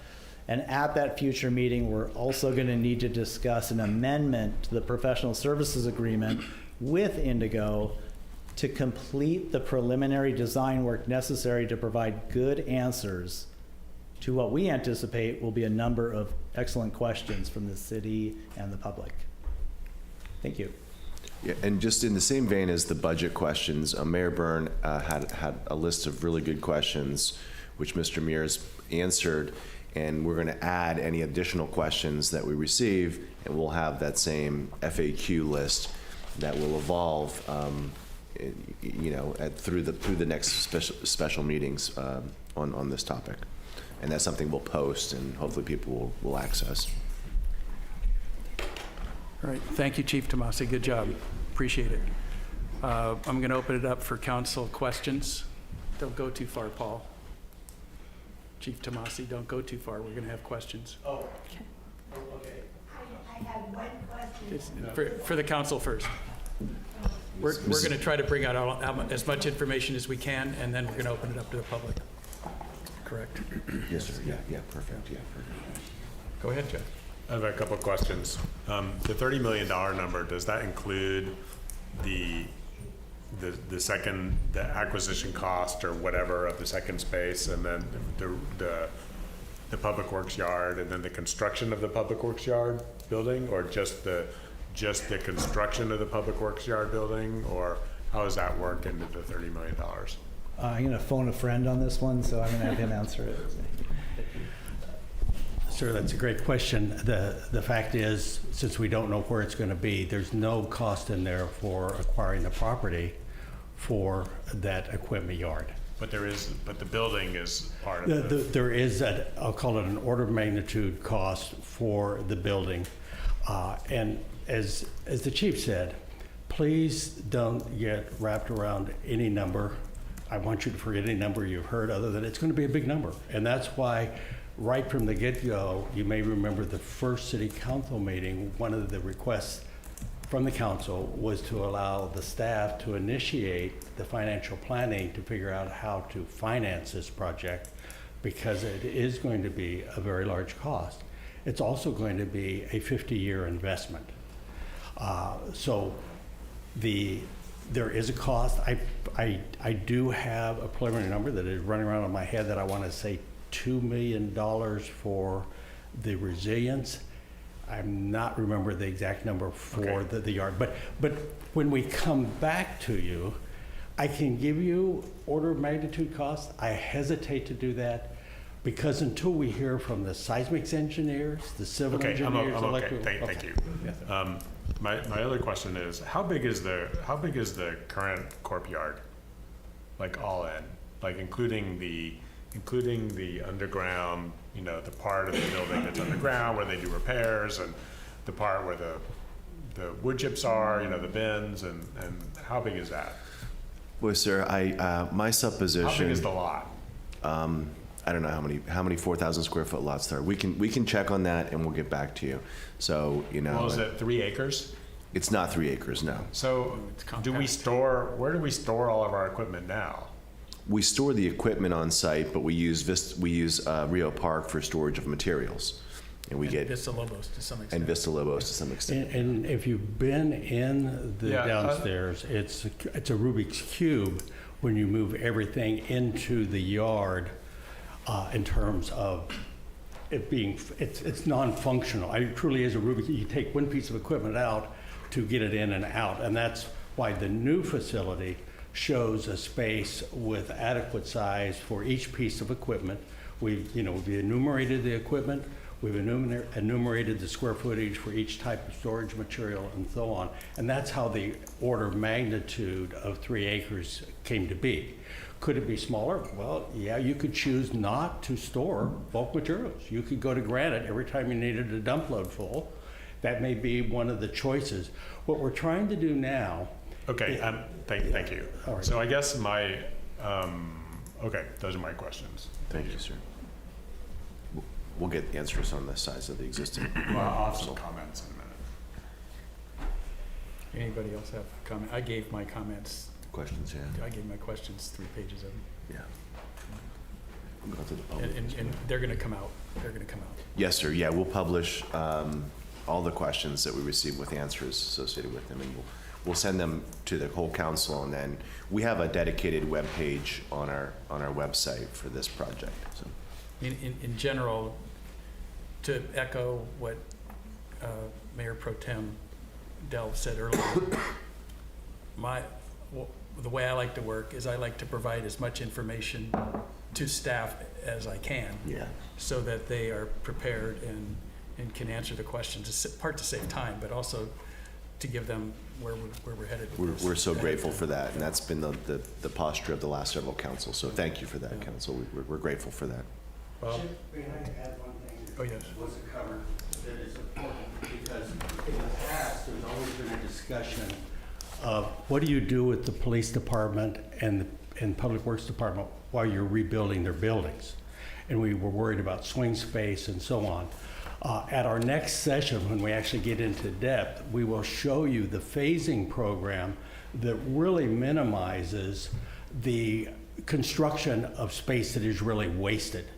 That we're able to phase the project on site pretty much by building some of the new equipment, new buildings, moving the police into it, and moving things around. And we can show you the sequencing of that, because that was one of the things that, again, the council said to do. Try and minimize the investment in things that you're going to walk away from later. So that is part of the program that we will show you at the next council meeting that we didn't want to get into today. We really wanted to just review what was the homework assignment and what is emerging from that homework assignment. Thank you. Ready to go to the public, Mayor? I just have a quick question. I guess, you know, what kind of compromises, if any, did you feel like you had to make in working with the existing building versus scraping it? Sort of a dual question. There's still a lot we don't know. The seismic requirement for a public safety facility today is way different than when this building was designed in 1966. So we think that we can improve the structural frame sufficiently, expand the footings sufficiently to essentially use the existing building. That harkened back to what the council heard very loud from the public, is we don't want to tear things down. We want to remodel things. We want to try to reuse as much as we can. So that was a start point. We came in with an option to tear down.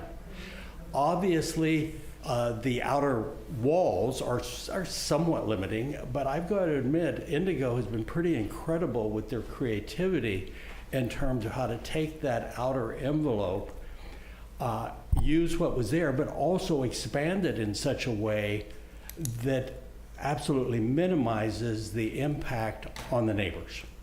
That whole public works function that is kind of new on the other side has no impact on the neighbors.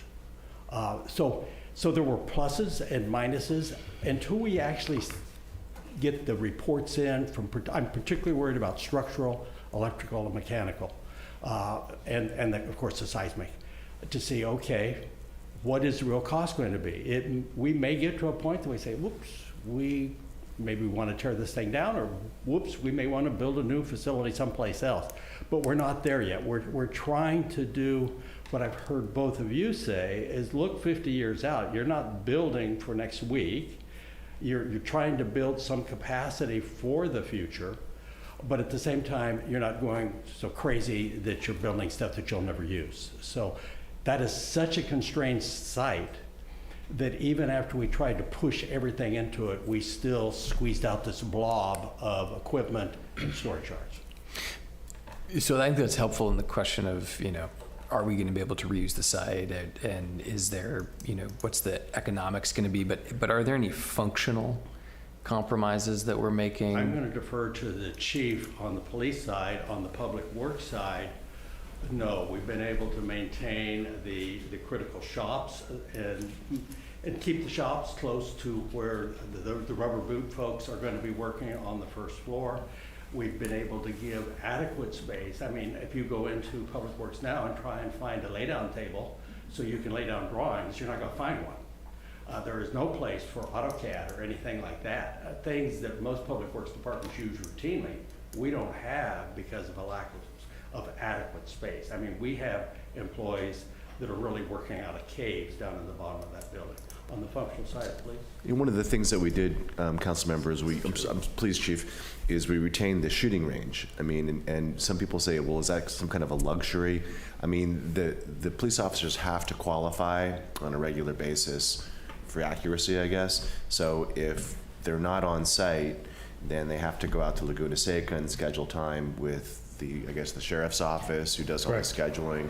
And that's something, a service we're able to provide for our partners as well in PG and Monterey, where they can come over and qualify at our range. So we were able to retain that on site, to answer your question, Mr. Boudreaux. Yeah, just to follow up on that, retaining the range is really at a minimal cost when you consider scheduling a range time out at Laguna Seca or even down in Soledad where the alternate range is. And then you're constrained by travel time, overtime, weather, and all these variables. And we are required to train and qualify 3 times a year. So it's much more convenient to do it with no overtime, before the shift, after the shift, get it done, and we can create all the scenarios we need to in-house, and use it for more than just a shooting range. It's a training room for tasers, for less lethal, for doing entries. So we use it for more than just a shooting range as well. So that's more of that. Short answer, no. We worked with Indigo to make sure that we had everything that was needed and required for the police department, and we made it fit. Did we have the exact space that we originally had? No, we were able to make some compromises to make rooms a little bit smaller, which fits and after careful consideration, it fits our police department, the size and the scope. So I feel like we gave up nothing, and we were able to achieve every bit of the needs for the police department with this plan. And we've been able to create multi-use spaces to make sure we didn't lose any function. If you, for the folks who toured the Salinas space, a new one, you can see where they started. Their idea was they were going to have separate spaces for all of this stuff. But even though it's a brand new station, because of their view of how to involve the public in policing, they're already starting to multi-purpose some of their spaces. But the guidance from the council, get everything you need for the police today and tomorrow as best we can define it on the existing site. What's left over and what can be developed to support public works is good, and then see what's left after you've done that. So Chief Tomasi, you would say that regardless of whether this whole project and the public works part of it is feasible for us in our budget, the police department aspect of this is very useful. I mean, Correct. we know exactly what we need, and we've got a floor plan for the police department. Yes. Okay, good. Thank you. I'm going to open it to public comment at this point. Anybody have anything they'd like to say tonight before we have our special session? Hi, I'm Donna Jett. I live across the street from the tourist facility. And my question is first of all, the police station. One of the council members asked for both new and rebuild the old police station. And the council should have chosen both of those concepts so you know what new would look like. Because I disagree, we're tearing down the retaining wall because it doesn't service. And if the police department doesn't service, a new one would be lovely. What side is up to you? And our police chief has been through this for years and years and years. And we're back to $30 million. And all you've done is kick it down the road, you and all those people before you. Why you didn't get the schematic, I guess it is for the new, and his is brilliant. I don't know. My other question is, can I have a copy of your plan? Is that on the website? Yeah, we have sets of plans. That's what I want, because I didn't print it out. Does she have an extra one there? Yeah, we printed. Yeah, I apologize, Council. We were supposed to get those printed before the holidays. I wanted to see what you were going to do about the ugly fence on Taurus that's been falling down for years. And if you put up a gate, I hope it's a nice wrought iron gate instead of the ugly one that creaks and barely opens. If you see the yard, you would feel sorry. I went over and took food to them today. And if you see that yard, I feel sorry for them working there. It's dark and cold and wet. So both of the buildings need real big time, not cutting back and making them, and you can't make them much bigger because of the lot size. But you can look at new, which I believe we paid for, new and rebuild in the original consultant fees, but I'm not sure. Thank you. Thank you, Donna, and thank you for having the patience to live right across the street from the exit gate of the backyard. Yeah, it's amazing. Any other comments tonight? All right, we'll bring it back for discussion. We have a couple on Zoom. Oh, we have one on Zoom. Yeah. Somebody's still there. Mayor, I think we have one. Oh. Okay. Neil, I was surprised you didn't come up. Just a few. You've got to. Just a few thoughts. Yeah. Yikes. Great floor plan work done here. Really smart use of the space. Phasing plan is pretty clever. I never would have thought of that, I don't think. So a lot of really good architecture in this. I like also the plaza, and then accessing both police department and public works from the plaza instead of the street. So a lot of stuff I like. The elevations scare the heck out of me. I realize these are massing drawings, and so these are not delineated or architecturally detailed. But there's a lot you can do with mass to make this more of a traditional building than a modern building. I mean, we're headed for what we had at the pit, you know, which was a large rectangular shape. And you've got rectangular shapes all over this. One of them, the part of the Public Works Department that faces west, is 3 stories by 30 feet high, a massive wall facing Junipero Street. And I realize that we're remodeling an existing building on the police department, but even the police department now, as you enter, has an overhanging roof with a shingled, texture on it to get us somewhere back towards contemporary. So I have a lot of concerns with this, even from the massing. This can be articulated. Parts of the walls can be pushed back, other parts can be left forward. You can also move the upper level back 2 or 3 feet so it doesn't appear to be a sheer wall. I think these are all things that we'll be discussing when we get together. So just wanted to mention that. And the reason that I'm a little concerned is because 3 planning commissions meetings ago, we had 3 modern designs were presented by an architect all in the same place. And 2 of those houses were unanimously approved by the Planning Commission. Those were modern designs. They had metal roofs. The windows were not articulated with any breakup panes at all. What about diversity? Suddenly, diversity is not a problem. As long as it's 3 modern homes, we can have them right next to each other. That's fine. And reading from the general plan, no real recognition of the fact that the general plan said this is absolutely not right. As a result, 61 neighbors came forward and signed a letter and said, we do not approve of these houses in our neighborhood. That particular neighborhood had about 7 or 8 historic homes in it. So the neighbors really got upset by this. And I'm happy to say the Planning Commission responded very well to this and said to the architect, you need to start over and you need to talk to the residents, okay? And that's the answer. So I want the residents also to take a look at the kids' library building. Wow, it's a modern design. Same thing as with the pit. You know, it's a modern design, but we'll put a whole bunch of wood on the walls and now it's contemporary. It doesn't pass. I heard a few moments ago the statement, what a modern contemporary police department should look like. How long do you have to live in Carmel to know that we are not a modern contemporary village? And we don't want our public buildings to be outside of that scope either. Right. Thank you. Thank you, Neil. All right, let's Should we bring go it. to Zoom? You have somebody on Zoom? Okay, We got they're still there. a few. David O'Neill. Oh, David. David O'Neill, go ahead. Hello, can you hear me? Yes. Okay, thank you. I'm sorry I'm not there, but I didn't want to share my germs with anybody.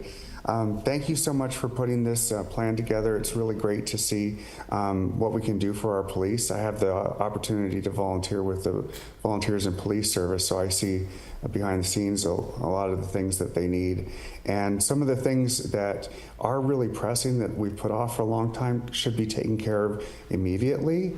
Like the replacing the door from the lobby into the offices. It needs to be more secure. We need to repair the leaks, especially the ones around electrical panels.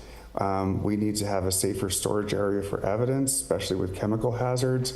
And we need to have a safer access code system for the rear door. These kind of things really we should take care of right away. I'm a little bit concerned about why we've been waiting so long on those things. But I do want to just say that, you know, this project that we're looking at as a remodel is incredibly large in scope. I think a lot of the people in the community were hoping that a remodel was going to be a lot less. I've had the opportunity to look at the plan that had been previously approved by the City Council, and we were looking at something probably under $5 million, and it would meet all of the requirements that the police station needed. That doesn't take into consideration the public works needs, so that would also have to be looked at if that's necessary for us. But I think our big concern was about whether or not the police had a safe and functional facility. And I think that what I really hope we can see when we get back together this next time are the must-haves and the wants, and separate those things out, because if we can explain to people that the must-haves are really requiring us to go to this extent, people will be able to understand it better. And if not, maybe there's some ways that we can scale it back. I come at this from a perspective of being in commercial construction and real estate, and I want to be careful, because I know that we're saying, oh, we don't really know the numbers and we're just making estimates.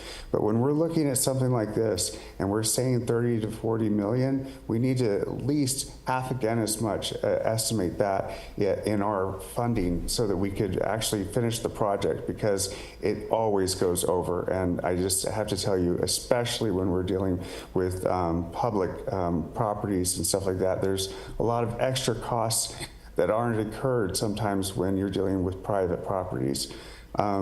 We also have to look at the fact that we have a lot in unfunded pension liabilities, so $30 million, and it's escalating every year. And we have made a commitment to those people that we're going to take care of them when they were hired and when they're retired. So we have to fulfill those things. We cannot be spending just huge amounts of money on things that we want. We only can focus on what we must have, so that way we can take care of people in their retirements. Thank you very much. I really appreciate everybody's hard work. Thank you, David. Hope you're feeling better. Craig Rose, go ahead. Yeah, Dale, we're still here. This is an amazing meeting. See you.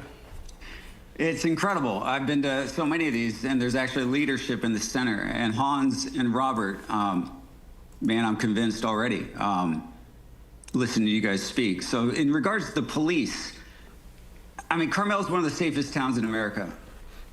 It's a mile square. There's 350 youth, says the census, about 4,000 people. I used to be one of the biggest youth evangelists in the world. Let me just tell you, no youth are going to play at the police station. Most of the police officers don't live in Carmel, so driving into a range that they have to go to 3 times, this is all excess. It's excess spending. And Chip, you should unbutton that last button on that shirt. You're sweating this whole meeting because you're finally caught. The people that you've hired, I mean, the lady prior to do the budget, the Tomasi, I mean, these are people that are taking the salaries, and man, they want excess, they want more, and we're actually now calling this stuff out. So Dale, I would say this, you are only 1 of 5, and it sounds like we've got 3 good votes now on this meeting to really flip this table. But Dale, as the center and the leader of this, you all work for the public, and so the public can call out, man, there's consultant after consultant that this city council hires. When you look at how much progress we've gotten, and then where we're investing our money. I mean, we have the richest people and the most successful people in the city of Carmel and Pebble Beach, Big Sur. We've got our money in government bonds instead of XRP, crypto.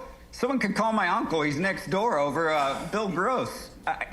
There are plenty of things to do here, and this police, I would just say they have not done their job. We are not impressed with them. So if anything, their budget should be cut and not a new building, because they have failed the city. They're going to be sued for more than $30 million by Teresa. Okay? And so now they don't need a new building, other than some of these people like Chip need to sit in a jail cell in Carmel. Now, if we want to actually just go to Salinas, look at the discrepancy here. I rest my case on this, but there's no way in hell you give these police $30 million in a new building. Never a chance. These plans is ridiculous. I'm with David. Secure the place. Carmel's a safe town, but it's not because of these police. Thank you. Thank you. And Stacy? Hi, I'm still here too since the beginning, and this has been the most exciting meeting I have ever attended, and I thank all of you, and especially the community for speaking and allowing us to hear what is really going on. I think loud and clear it has been spoken. And about the police station tonight, I'm looking at Alessandra's book, and I see, and I didn't even realize that our police station right there was actually, it was built for the 50th year of incorporation of Carmel-by-the-Sea. And I don't know that that's been ever celebrated there, but I know that it was the architect Will Shaw who also did the Shell Station, whose office was above Mad Dog Bike Shop, where that is now. There's a lot of history there. I haven't heard one thing about the history of Carmel and the police station. I did hear the gentleman say that it does have nice bones. Hopefully we can just make it better, but I am completely with the last speaker. $30 million is excessive for 1 square mile. And I love the policemen here dearly. I just think, even the addresses, people are kind of, the physical street addresses, we're talking 1 square mile only, not Carmel 93923, we're talking 93921. So just keep in mind, we're very, very, very tiny, tiny, tiny community. So yeah, 30 million, that's a lot. Thank you. Thank you for hanging in there, Stacy. Any others online? I don't think so. There's no more hands raised. All right, so we'll bring it back for discussion with the council. Anybody? Yeah, I'll go first. Okay, go ahead. Thank you. So I have a number of comments. I'll start with, Mr. Muir's comment. There's still a lot of stuff we don't know, and I think that that's surely true. And I think to Donna Jett's comment about doing 2 options, the thing that the reason that I supported doing 2 options was that there's a lot of stuff we don't know. And my fear is that we're going to go down this road. It appears we're going down this road with a lot of stuff we don't know. And my question is, how far down this road do we go before we give up and try something else? We talk, and to Fred's comment that the council heard from the public not to tear down what's there. You must have been in a different meeting, because the vote was 3-2 to when it was 3 pretty strident people against 2 pretty strident people to pursue one option versus the other. And it wasn't, it's not it wasn't a public mandate to not tear down what's there. And I think that, when we talk about now the police station's costing $30 million because it includes public works and doesn't include the cost of the land, wherever that other building is gonna go. What strikes me is that there are just a lot of constraints. And when we talk about building, when we talk about big projects, or little projects, the more constraints you have, the more expensive the project becomes. We have the constraint that we're not going to tear down what's there and not going to build swing space. Another constraint, maybe that's penny wise and pound foolish. We have the constraint that we need a firing range, which brings up the whole other situation of, I heard the chief talk about the advantages of having a firing range. I did hear that. But if we're going to build a modern police station on this piece of land, we live in a constrained village, and I think to some extent everybody needs to sacrifice a little bit, and maybe it's the firing range that needs to go. If it's the presence of the firing range, that means we have to acquire another piece of land for the public works machinery. If that's the thing that pushes us over the edge, that's a pretty expensive firing range. As opposed to, spending the money and having our officers go to Laguna Seca to do their training on their way into work, since they all live, a lot of them live at some distance from here. And, there's the number of people. I think that, when I look at the plans, I thought that public works was, there were a lot of people in public works. There were a lot of desks down there. There's a gym. Do we need 2 gyms, or can we get by with 1 gym? And I think that this goes to, these sort of requirements questions goes to that spreadsheet that's in the middle of that document, that I keep saying, that's the thing that needs to be vetted. I've said this all along, like that's the thing, before we go any further, we need to go down that list of spreadsheet and decide that spreadsheet, that one page that's in the middle of that first Indigo report, and decide what do we really need, with a goal towards trying to fit everything on the one piece of land. And I hear the comments about, jigsaw puzzling the machinery in. I don't know how often we use the backhoe. So when we don't want to jigsaw puzzle the backhoe in, honestly, if we use the backhoe once or twice a week, maybe we should jigsaw puzzle the backhoe in and not have to acquire, half an acre of land, just so that we can store the backhoe without having to jigsaw puzzle it.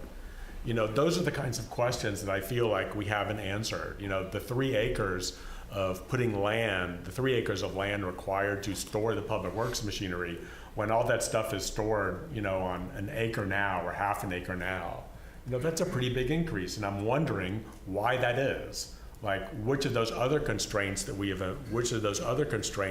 opposed, not tearing down the building or building a firing range or, having 2 gyms, like which of those other constraints have caused this project to sort of swoosh out and require the acquisition of a whole nother piece of property?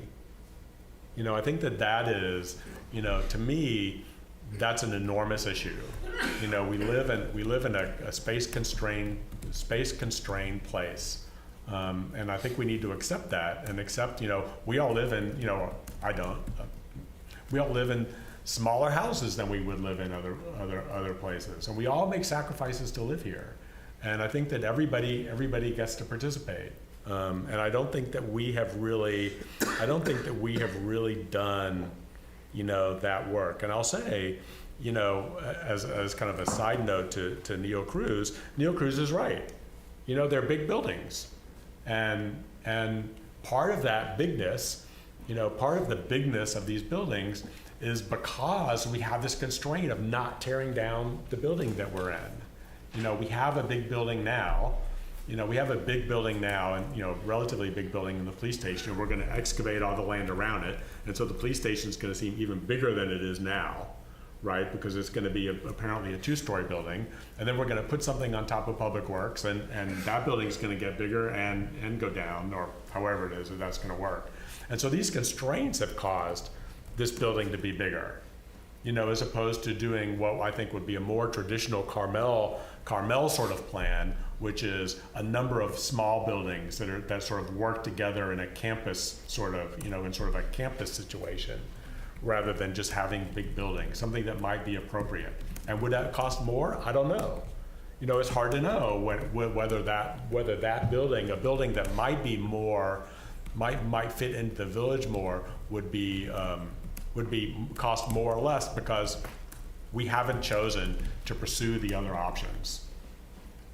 And so I still have, the same reservations that I had, 2 months ago, or however many months ago, 6 months ago, when we went down the run project path. And it sounds like we're going to get to evaluate that again in a couple weeks. And so I would be looking to sort of reevaluate that decision.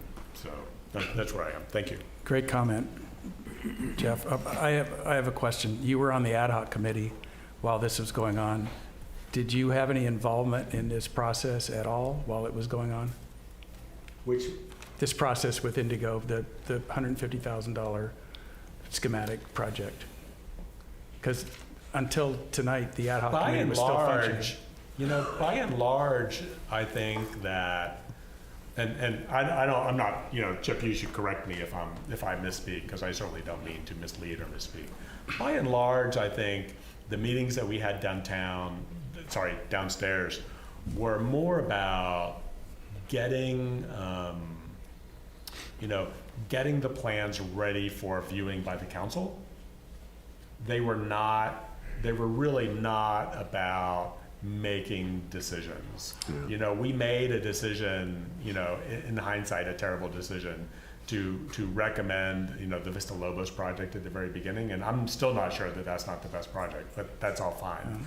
But by and large, we have sort of done by and large, we just by and large, it was just more bookkeeping than it was. I would describe it as more bookkeeping than everything. You weren't actively involved in design discussion? Oh, no. Okay. No. All right, that's good to know. And we did not, much to, I mean, these plans came out a couple months ago, you and I talked about them, and I wanted to get them out in front of the public before. The plans came out a couple months ago, and I was pretty alarmed, and I'm not, we're going down the road that I really didn't want to go down, and so we went down the road, and we took a step down the road that I really didn't want to go down, and it's all sort of fine, and there we were. And Indigo came back with the idea to move the public works thing offsite, and I will say that I don't know, Chip, you can correct me. You please correct me. There's a statement in here that identify public work functions that cannot be accommodated on site, and maybe Alessandro will remember. I don't remember us having that discussion, about the possibility of, the first I heard about public works functions being moved off site was when the plans arrived from Indigo. Like, I simply do not remember that from the hearing, and it may be that once it was clear that we were only going to do one plan, so I just tuned it out because I was not a part of the discussion at that point. But I don't really remember.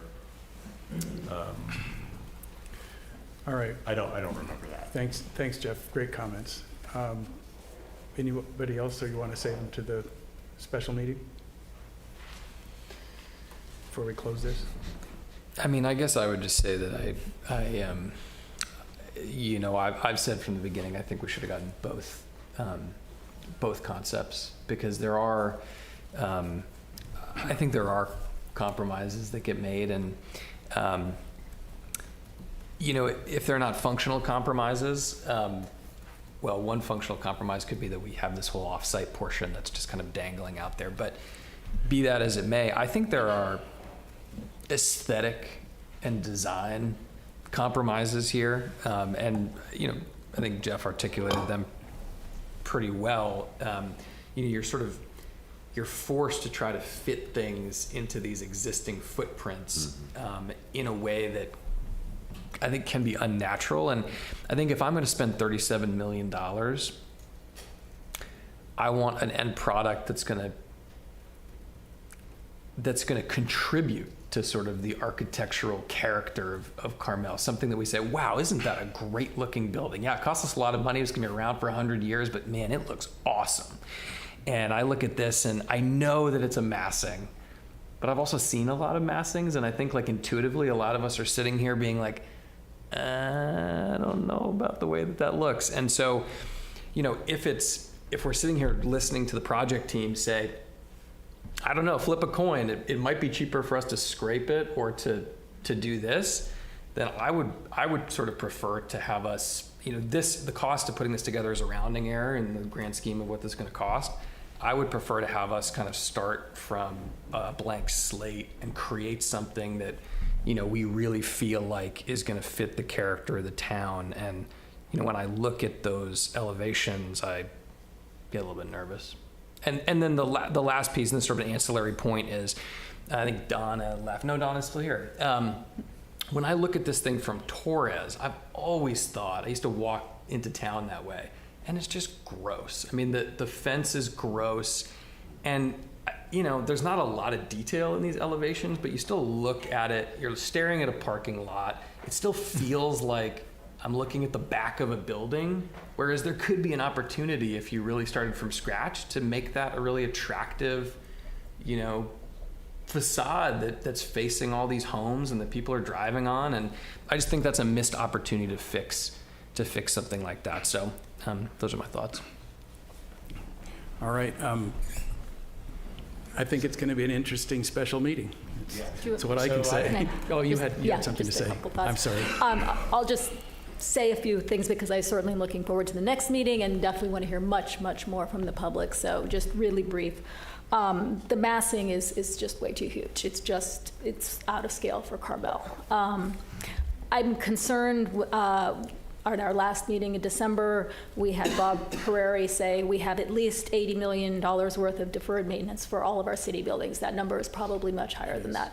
But that is something we absolutely need to address, and we need to think about how we're going to deal with each building and what it needs. And then here we have this, which started as a police station, and now it's a public works building, and we're talking 40 million, and like anyone who's worked in construction knows those numbers are going to go up. So I mean, we're talking massive numbers, and we still don't know how we're going to pay for this.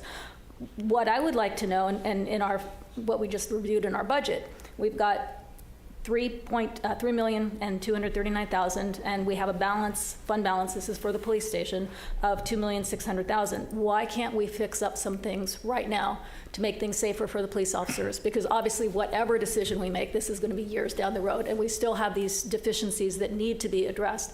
Why don't we use some of that money to at least take care of the most urgent things so that they can have a safer workplace? Because whatever we decide now, this is still going to be a long-term decision, and we need the public to weigh in. And we may have to scrap this whole thing and completely come up with new ideas for what we're going to do or not do. Well, no matter what happens, there's a lot of value in the process that's taken place up till now. Oh, and nobody says that there isn't. I always like to look at the positive side. My wife always tells me, as soon as you develop your Wayback Machine, I'll talk to you about going back. But, you know, we really have to look forward at this point. We've got a new council and a great council, I think, to solve this problem. But we may need to accept the fact that we may not do this. Yes. And whatever it takes, we may have to start from scratch with some better idea of how we're going to deal with this and how we're going to pay for it, because that concerns me a lot. Well, we just watched Marina go through a process, and they went to a lot of work and ended up with nothing. I mean, they couldn't get the bond approved. So I'll end with a comment that I agree with. It's been said several times. And I've told Chief Tomasi this when I was standing next to that entry door. And I don't want to say too much because I don't like to expose our weaknesses. But there are some things, and Chip knows this, there are some things that we can do, and we can do them fast. And we should. And we don't have to approve any resolutions to do that. So I think that message has been sent out loud and clear, and hopefully that'll be done. Would you mind if I made one? You can. Yes. Do you? Go ahead.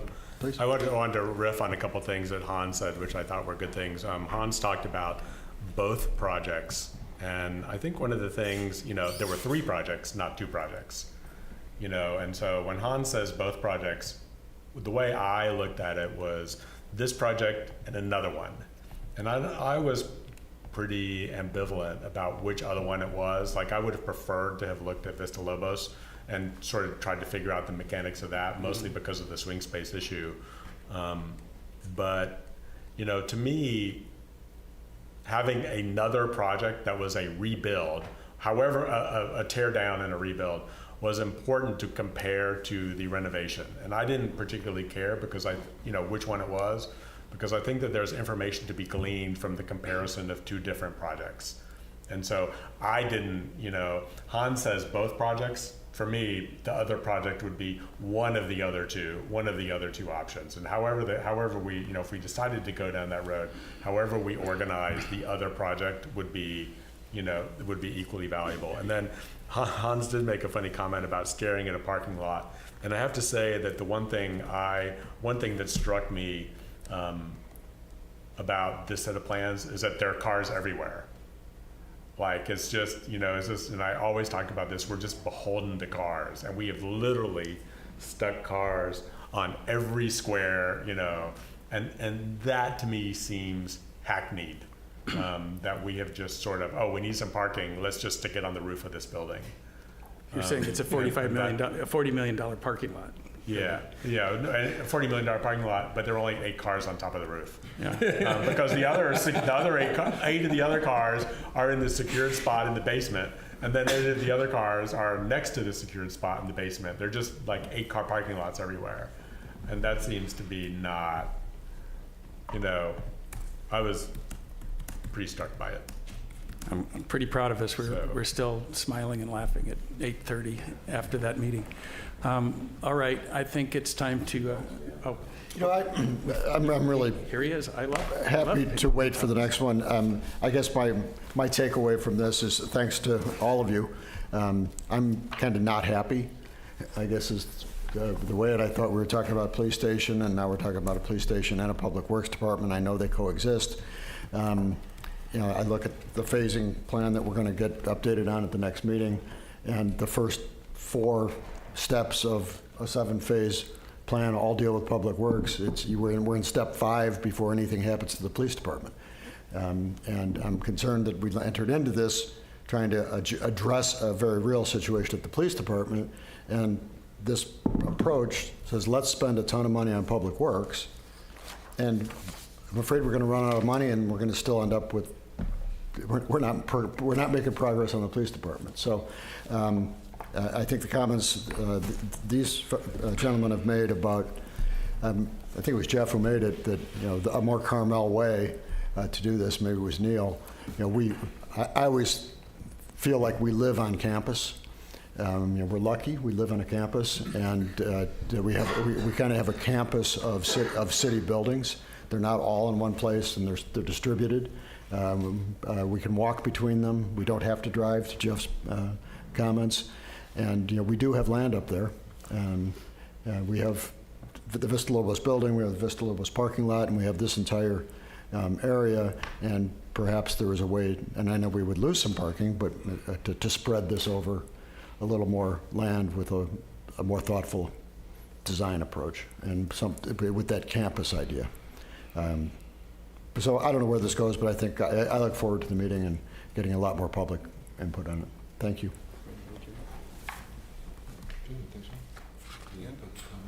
Any more public comment, since you're all still here? Thank you for sticking with us. With that, oh, we've got something. And Bubbles. What a breath of fresh air. Thank you all, including Jeff and Allie, who have already been here, but it fills my heart. Thank you. Thank you. Thank you for coming. All right, with that, we're going to adjourn the meeting. Oh, we've got one more. I love this. Everybody's waking up. Mayor Byrne, members of the council, my name is Cindy Lloyd. Congratulations on your new council. Bob, congratulations on becoming the mayor pro tem. I was one of the ones who toured both our police department and went to Salinas. And of course, Salinas is 6 times bigger in terms of population that they serve. So it was unreal, but it was also very revealing. However, the most revealing part was going through the Carmel Police Department and recognizing how absolutely disgustingly atrocious and what am I trying to say? Lack of maintenance for over the years. And regarding the door in the reception area, I think I won't say anything more, Paul, except that it needs to be replaced. And there's so much in that building, both in Public Works and in the police department, that needs attention. So scrape it and build a new one. But that's just my, simplicity approach to it all. Thank you very much. Thank you, Sydney. All right, with that, we're adjourned. Amen.